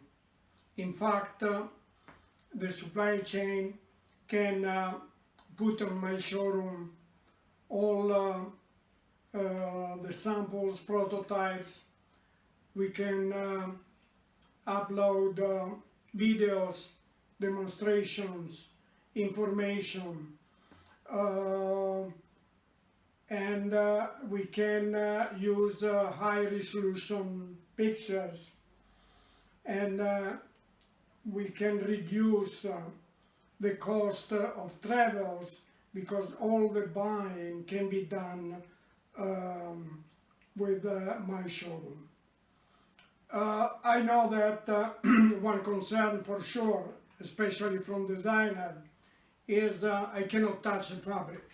That obviously it is a very important factor because the hand feeling is one of the key points to make a product sellable. The fact is that with my showroom, you can choose and select according a lot of information that we can put in the showroom. We can put a lot of products. You can select your products and you can get your headers, and in a matter of days you can have in your place all the headers and all the material to touch and make a proper decision. The supply chain this way can get the samples orders, the request of headers or any other sample that is needed. And what is very important is my showroom is giving the possibility to analyze the sales, to analyze the product, to analyze which one are the more successful and the ones that are not moving. And in addition, we can customize the showroom according what is identity of the mill or the supplier, according the graphic or whatever the mill thinks is important for the customer. Last but not least is that we can have copies of all the certifications, and we can for sure giving all the sustainability information that the customers need. Which one are the advantages for the brands and the customers? Consider one thing, all our team is coming mostly from the design, the laundry business, the manufacturing, and from the brand business, like I'm coming from. And so we understood that we need to have a process that is very friendly and simple to manage. And that one is a very important point, because design needs not to be too technical from a certain point of view. And so we designed this project making very easy, putting a lot of filters in order to research a particular thing, saving time in the research, and be extremely efficient in organizing your research. And we have a lot of information, but those information are very easy to get. I tell you what is my dream, and I think the dream of so many people working in our industry. The dream is to go digitally from the concept of the line, so creating the mood board, sketching, designing, putting together the fabrics, accessories, and create digital washes. And at the end, with the 3D, we have digital samples. And the digital sample very soon is gonna transfer into a presentation to the consumer or to the customers. So one day is going to happen that we produce only when we have sales. That is an incredible change in terms of saving money, having good quality, and have the right approach to the market, to the consumers, but also in terms of manufacturing is going to be a revolution. And we are on that way, and I think with Meyer and my showroom, we've been covering a very wide area in this direction, in this path. It's not finished because the process is going to be long and it's going to take time, but things are moving very, very quickly because we realize that if we like to have a better world and to have an industry that is cleaner and more sustainable and circular, the only way to go is to be digital and to get ready for that. That is going to be for sure our future. I think that all the digitalization process is a process that is going to be extremely important in Asia and in particular in China. We're going to a time where design is going to be extremely strong in China because it's the biggest market in the world. And so I feel that this one is going to be a big, important subject for the times to come. Thank you very much, and we see on digital. So thank you so much, Adriano.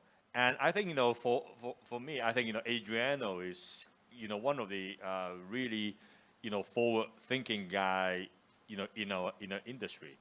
So I guess, the input that, he just giving us is really valuable, right? And so the next speaker is going to be you, Jordi. So please, go ahead. Okay. So should I just push? Okay. Okay. When Michael asked me to join here, I was really glad, and I want to thank you for that. We are talking about future, and future. I think that one of the words that it's always appearing is sustainability, and probably the other one is digital. And I was trying to guess a little bit how sustainability is going to condition all our industry in the future. After thinking a little bit, I think that really is already driving the way we are working in our industry. So if we see a little bit the traditional running of the economics, any kind of business, and also ours, we went from a time where a company was defined about the products, what we are doing as a company, who we are as a company, but what our consumer, our customers are really now appreciating is about who we, not who we are, but how we are, about how we contribute instead of what we do, and which are our values instead of our products. So our customer is going to be identified not about the specific product that we are doing, but about how the company and those people that is associated with is feeling and thinking, if this is matching with my point of view as a consumer. So 10 years back, probably, when I was starting my presentation, I had been explaining all of you that Jeanologia is a machine manufacturing company that is producing the most advanced machine in the world, and lasers and ozone. But the reality is that this is not relevant for all of you and for majority of our customers or the end consumers. What is important is who we are. Not about who we are, but how we are. I mean, is to have an idea that is driving our action and something that is adding value to the market and to our customers. No? So a little bit is what we call the vision and the mission and the vision, that really it's something that at least in our case, is really driving all our activities. I think that this is very important because sustainability in our industry is becoming, I would say, the core value. It's very important that to understand that our business had been, our industry had been very important for the progress of the human being, of the societies as we know today. But we have done things that were not correct. And it's time for us, all the industry, to work to correct it. I want just to share a little bit how we applied this concept and this value of Jeanologia inside of our company. Maybe it can be useful for some of you. In our company, we have two kinds of profit and loss. One is the economical, the other is in terms of environment. So it is established and audited in our company, not only if we gain money or we lose money, but also what is our impact in terms of water every year. So we have audited our figures, and according to every kind of technology that we are having in the market, this is helping to save a certain quantity of water. So it means that both profit and loss, both results are together in order to drive what is our activity, what is our business. I think that this is an important point, that is not just to talk about sustainability, but also to really drive the company in a concept of sustainability. There is a lot to be done, but at least for us it's a guidance that, in example, if tomorrow we develop a new technology and this technology is profitable economically, but it's not profitable in terms of water, this technology will never be in our portfolio. So sustainability, you know, it's a concept that it's just associated to product. And to me, it's something more deeper that requires the industry to really change the entire mindset to go to a model that is really sustainable for the future. At the end, it's not about making things with less water or less chemicals. It's really to think in your business as something that will grant the long life of the industry, the long life of our business. And this somehow is joined, both of the profit and loss, economical and environmental, in what we call the Mission Zero. Mission Zero is our clear idea that we want by 2025 to eliminate completely the use of toxic chemicals and the use of water in the denim finishing industry.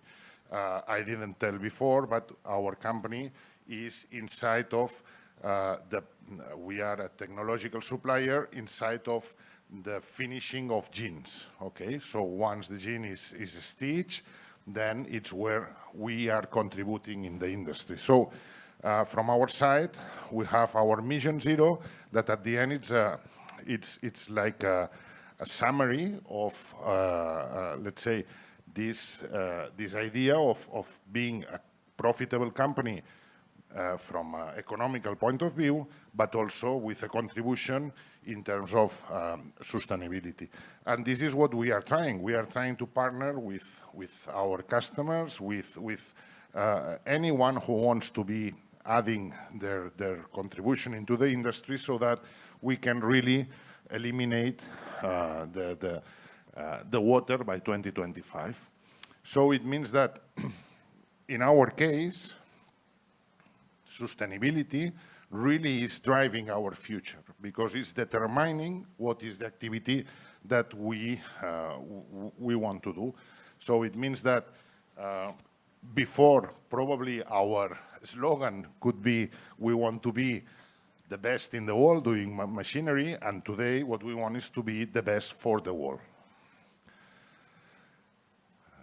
So this is the strategical part, let's say, from the companies about how sustainability is driving or changing the way of operation.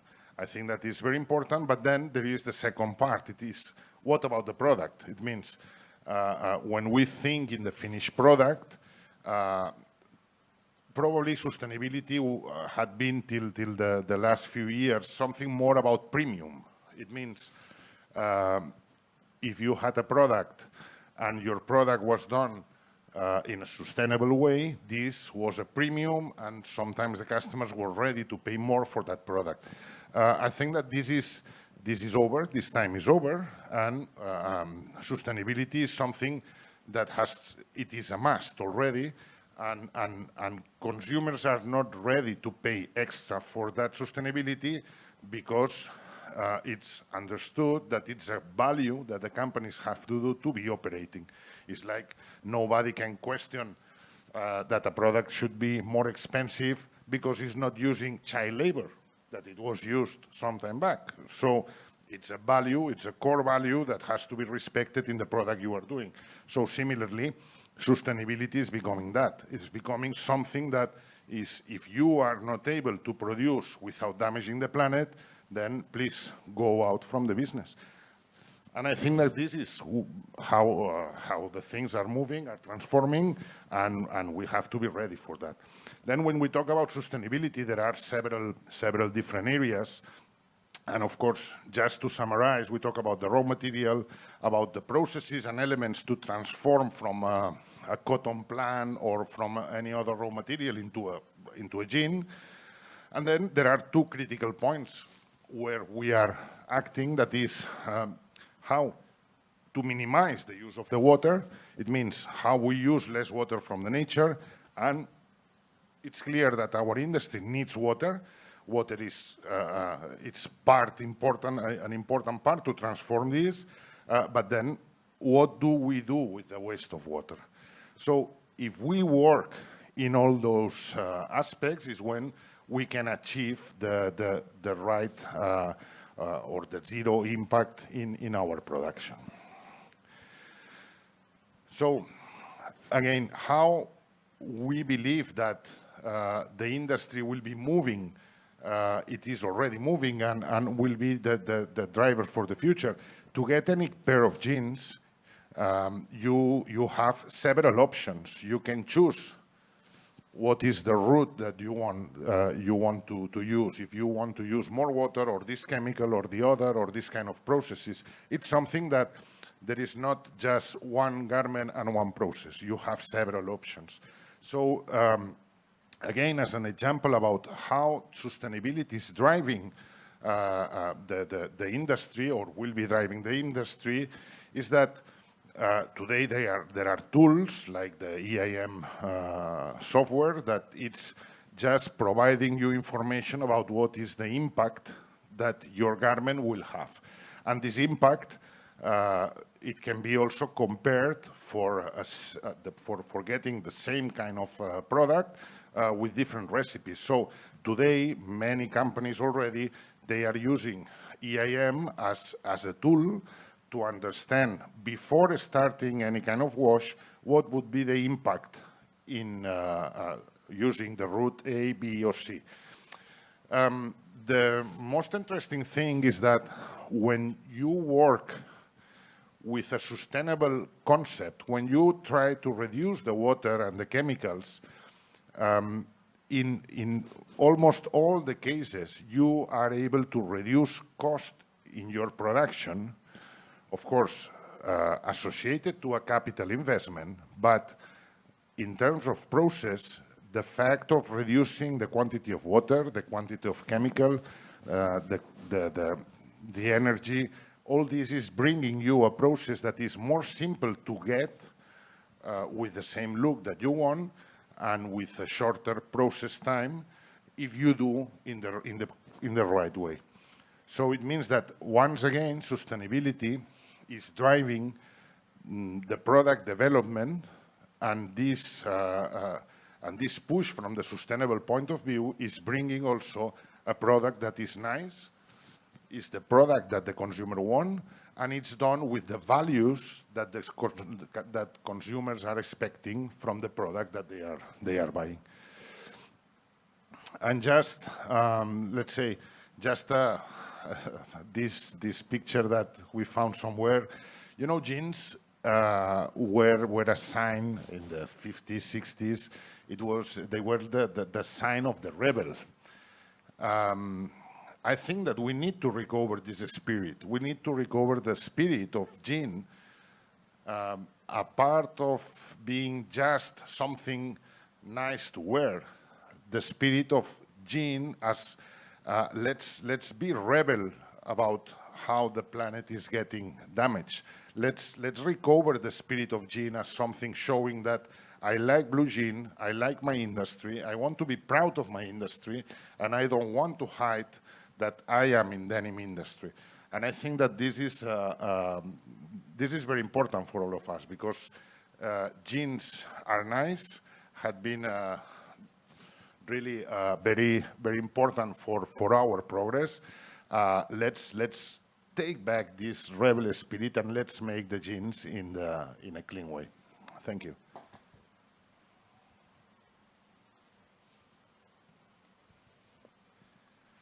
Okay, thank you, Jordi. So yeah, great presentation.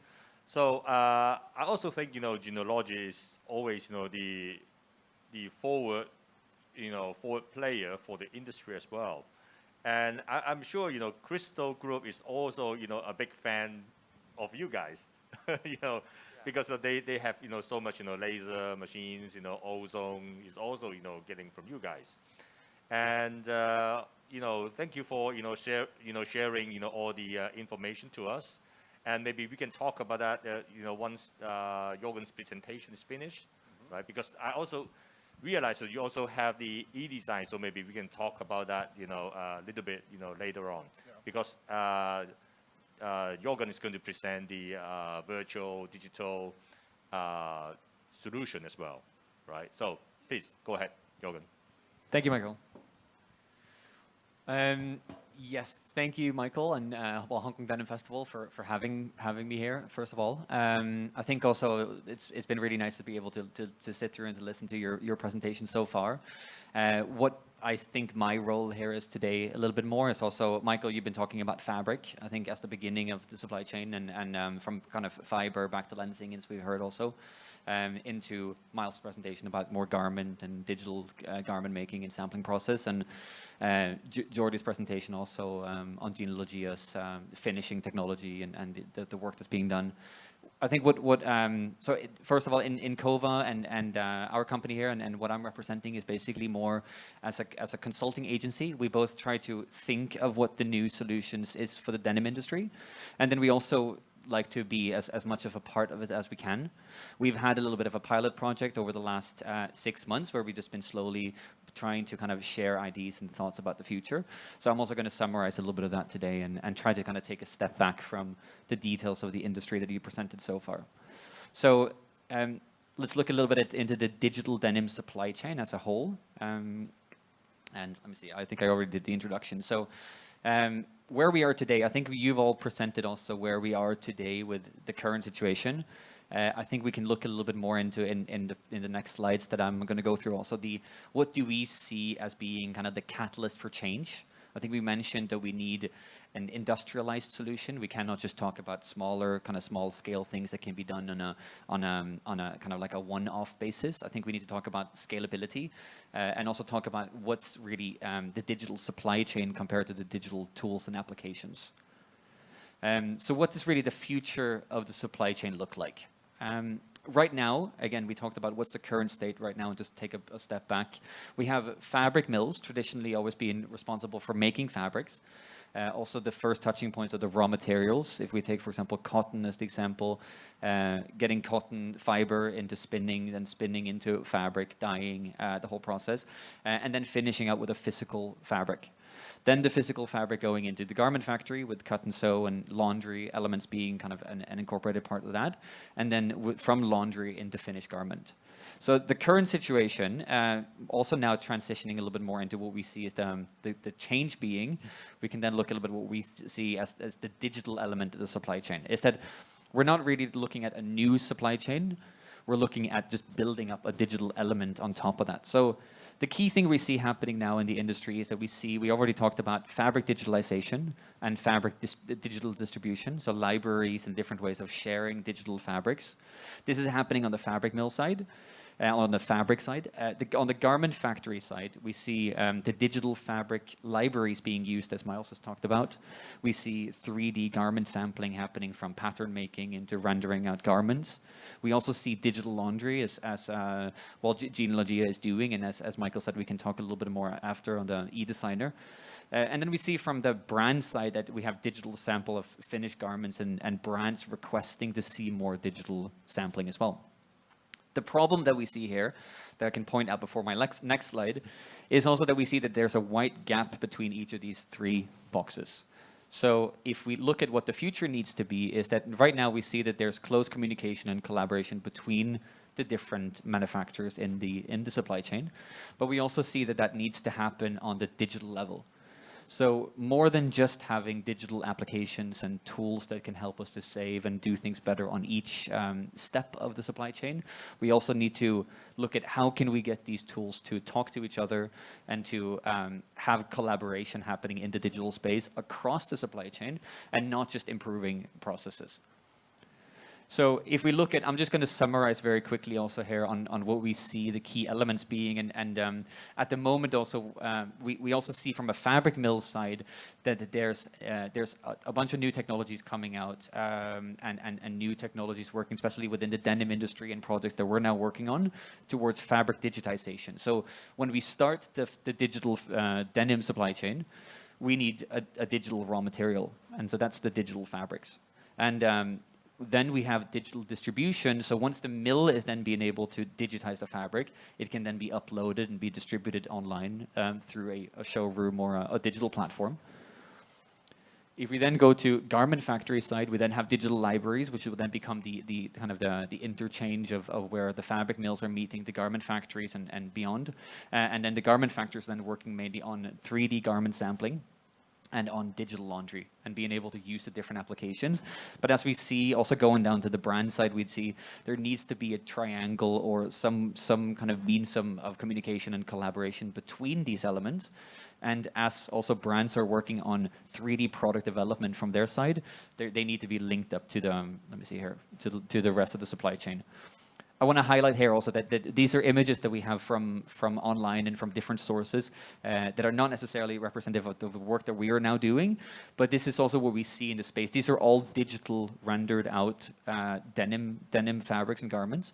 And so what we see is that we see a lot of very cool things happening. These are particularly from the fabricant and the mill sortie have done projects to be able to highlight the digitization and being able to do digital developments. So we can see, let me see if I can start the movement, different animations and different renders that makes it more realistic also for everyone across the supply chain to understand how the real end garment will look like or the real end product will turn out. So, of course, we've already highlighted some of the key things here that in doing this, we can save a lot of time. We can communicate online and at any time, basically 24/7 from anywhere around the world. We can be able to do presentations and send files around. And, of course, from this, the real thing that will drive a lot of change and we see is important for the manufacturers is the cost savings opportunities from this. We see also from our role in this and what we are now working towards and what also from after today, I hope that anyone that is interested in this or want to take part in this can help us on what we are now working on, what we're calling the digital denim operating system.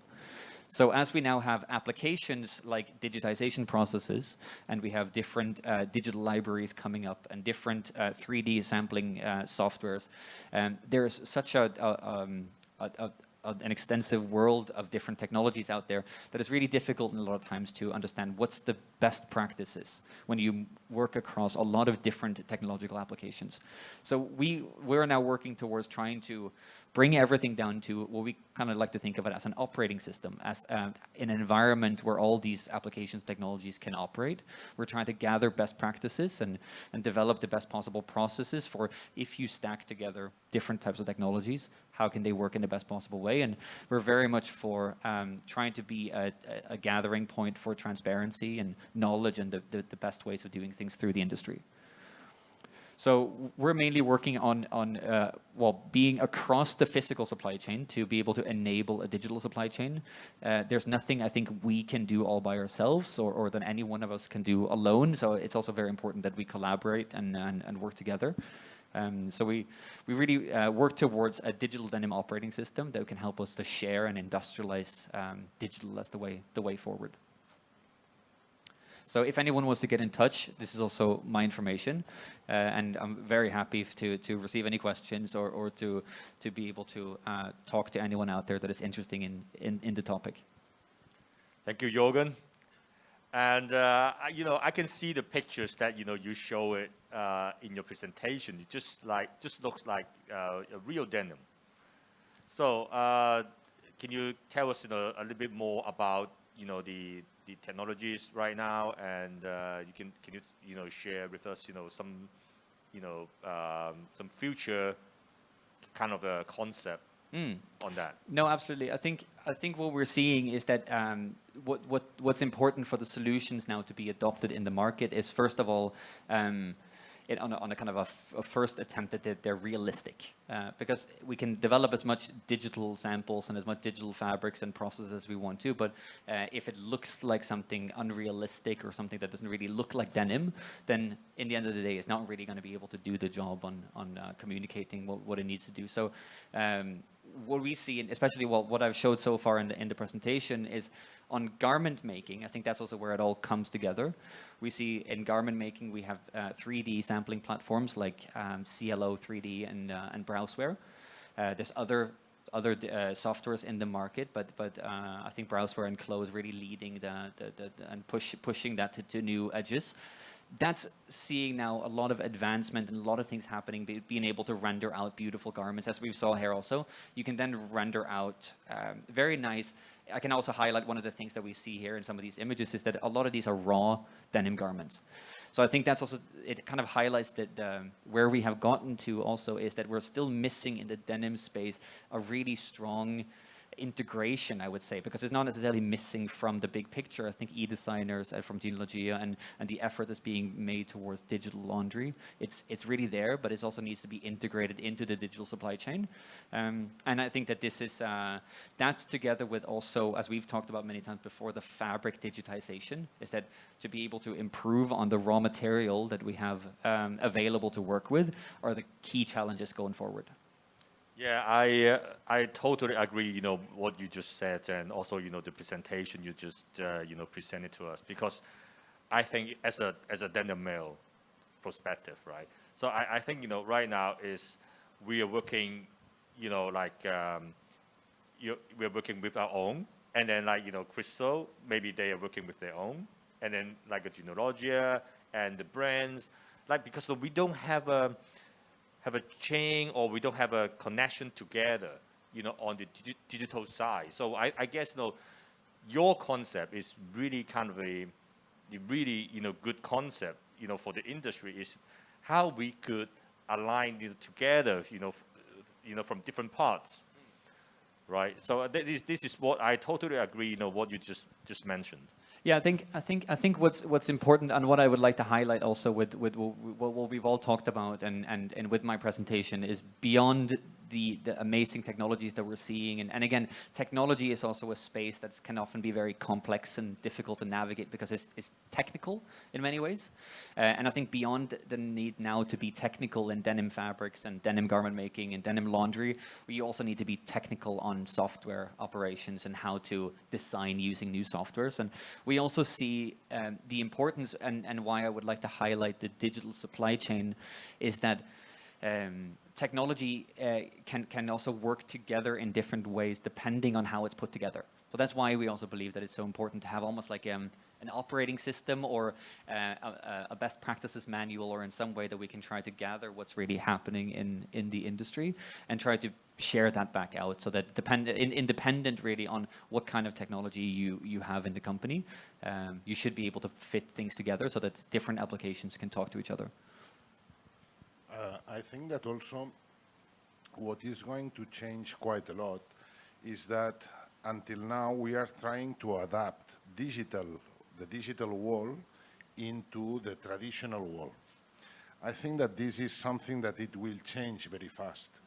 I mean, we cannot put the digital with all the potentiality that it has just at the service of a very limited way of doing the things. I mean, the fabric had been done in the same way with different technological advancement, but especially thinking in productivity rather than in a different way to do the things, no? So to me, the digital will bring a different way to create the product based on how digitally we can create the product. One of the gaps that there is in the industry is about, one thing is the look. It means digitally you need to get the right look of a garment so that this can substitute somehow the real garment. But the other part is, in order to produce whatever you have done digitally into the reality, you need to know how this will behave, how this fabric will really perform when you are applying a certain finishes. And I think that this is the biggest track, or at least is where from our R&D we are putting more and more effort so that we understand not only the look. Some people is working in magnificent presentations or ways to show a garment, but how the wash effects will perform in one particular fabric. I think that this is so important because this is what is going to link the digital creation with the real production. But for doing this, we need to change entirely the production chain. It means, for instance, today, this is possible if you are starting with some specific fabrics that you know very well, you have some particular washes, and then based on the pattern that you want to have, you can transform immediately this into a garment. But this is necessary to be done with chemicals, with enzymes, with so many other things that has to be integrated in this ecosystem. And we are not an industry that we used to collaborate a lot. And I think that this is a must. No, it's a reality, no? We are an industry that is based on the competition, understood like, if I win, you lose. Yeah. and I think that this is something, this is a mindset that gradually has to change. And if we go in that direction is when we can really make something really different. I think also, exactly like you said, I can give one example of what we see also kind of a very practical example also is when you look at, for example, the fabric as the raw material of where really a lot of of course, the raw material that we talk about in the physical supply chain, we talk about the fiber and we talk about the water and the chemicals going into the actual processes. But if we really start the digital process looking at the fabric, there's really three elements that we see being key in digitization now, which is, you mentioned visual being one key element, and then you have the physics being the other element, but then we also have the laundry element to it. And technically, if we really look at the supply chain, as I also showed it in my presentation, the laundry element doesn't really happen until the end of the process, but we already know that by the time we digitize fabric, we need to understand how a fabric will perform in laundry. So, for example, now that, yes, we can visualize a fabric and make sure that it looks good on a rendered 3D garment, as I kind of also showed on some of the images here. But then when you want to bring it into a 3D sampling software, then you need the physics because you need to understand the drape of the fabric and how it will perform. And then you also, when you need to apply the laundry to it in a digital world, you also need to understand how does that particular fabric react to chemicals and processes. So it's already, I think it's very fundamental just from that example to show that we need to share information, share data and share information and collaborate across the supply chain for there to even be a possibility of a digital supply chain? Yeah, I think there's still a lot of limitation. I think everyone have to agree, in terms of using the virtual sampling. But you do need a lot of like alignment or before you communicate with the customer to, meeting the expectation. It's very important as well. Yeah. But the customer has not to be out of this. Customer has to be integrated there. Yeah, I don't think virtual sampling can 100% replace the physical sample for right now, but at least we can reduce the physical sample being made, which is helping the world, I think. And I think this is an important topic to address also, is that when I talk about these things also, a lot of people think it's either 100% or nothing. But when we're talking about digitalization, digital transformation, digitization, anything in this space, it's really, we're not talking about digitizing everything right away. It's a digital transformation is really not just a project or something that you have happen overnight. It's something that happens with change of people, change of technology, a lot of elements. So we're not going towards 0% physical samples.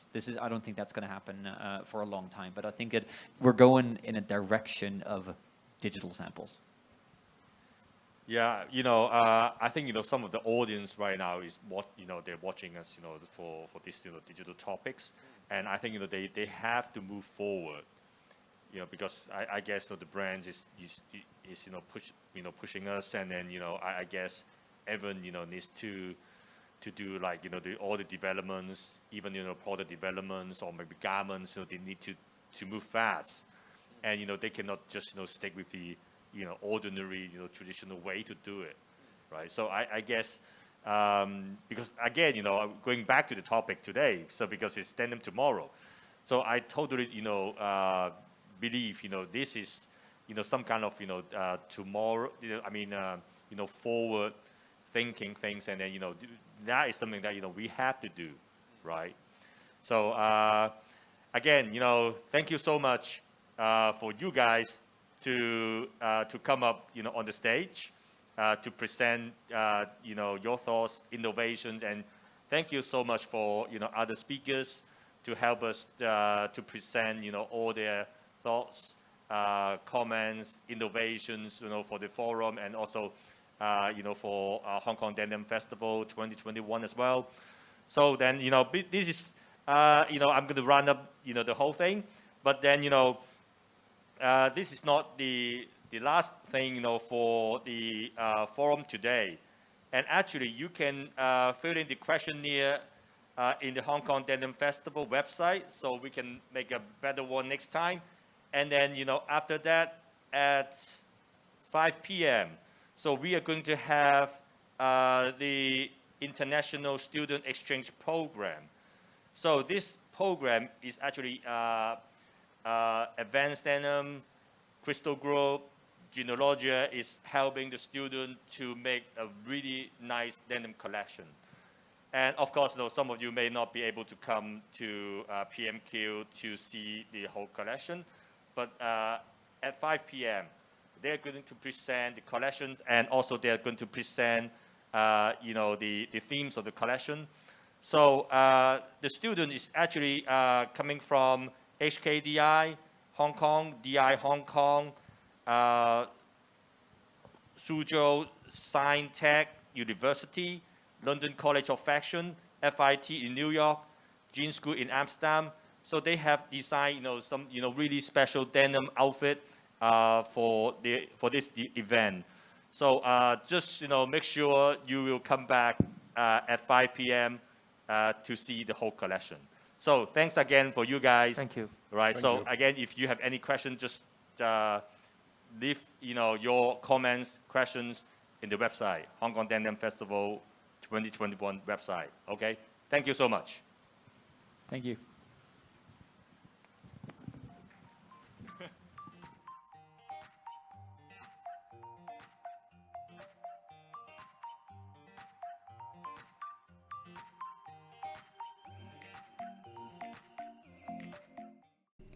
Thank you, everyone. Ladies and gentlemen, thank you for joining us today. Here comes to the end of the session. 今日嘅研討會圓滿結束，再次多謝講者精彩嘅分享。Before we finish, please be reminded to register as buyer of the International Sourcing Show and log on to our AI-powered Click-to-Match business matching platform to meet with your potential suppliers. 喺完結之前，請記得登記成為網上採購會嘅買家，透過我哋嘅人工智能相對易平台同供應商見面。Once again, on behalf of the HKTDC, thank you for your participation. Apart from the session just now, we have more webinars on International Sourcing Show Online Intelligence Hub. Please visit Intelligence Hub on our ISS website and gain insights from industry experts. Thanks again for joining us today. If you're interested in registering as buyer, please stay on and we'll show you a short video to take you through the steps. Wish you fruitful business in the International Sourcing Show Online. Thank you. 再次多謝咁多位今日嘅參與。如果你有興趣登記成為買家，請留步觀賞一個簡短嘅教學片段。多謝，再見。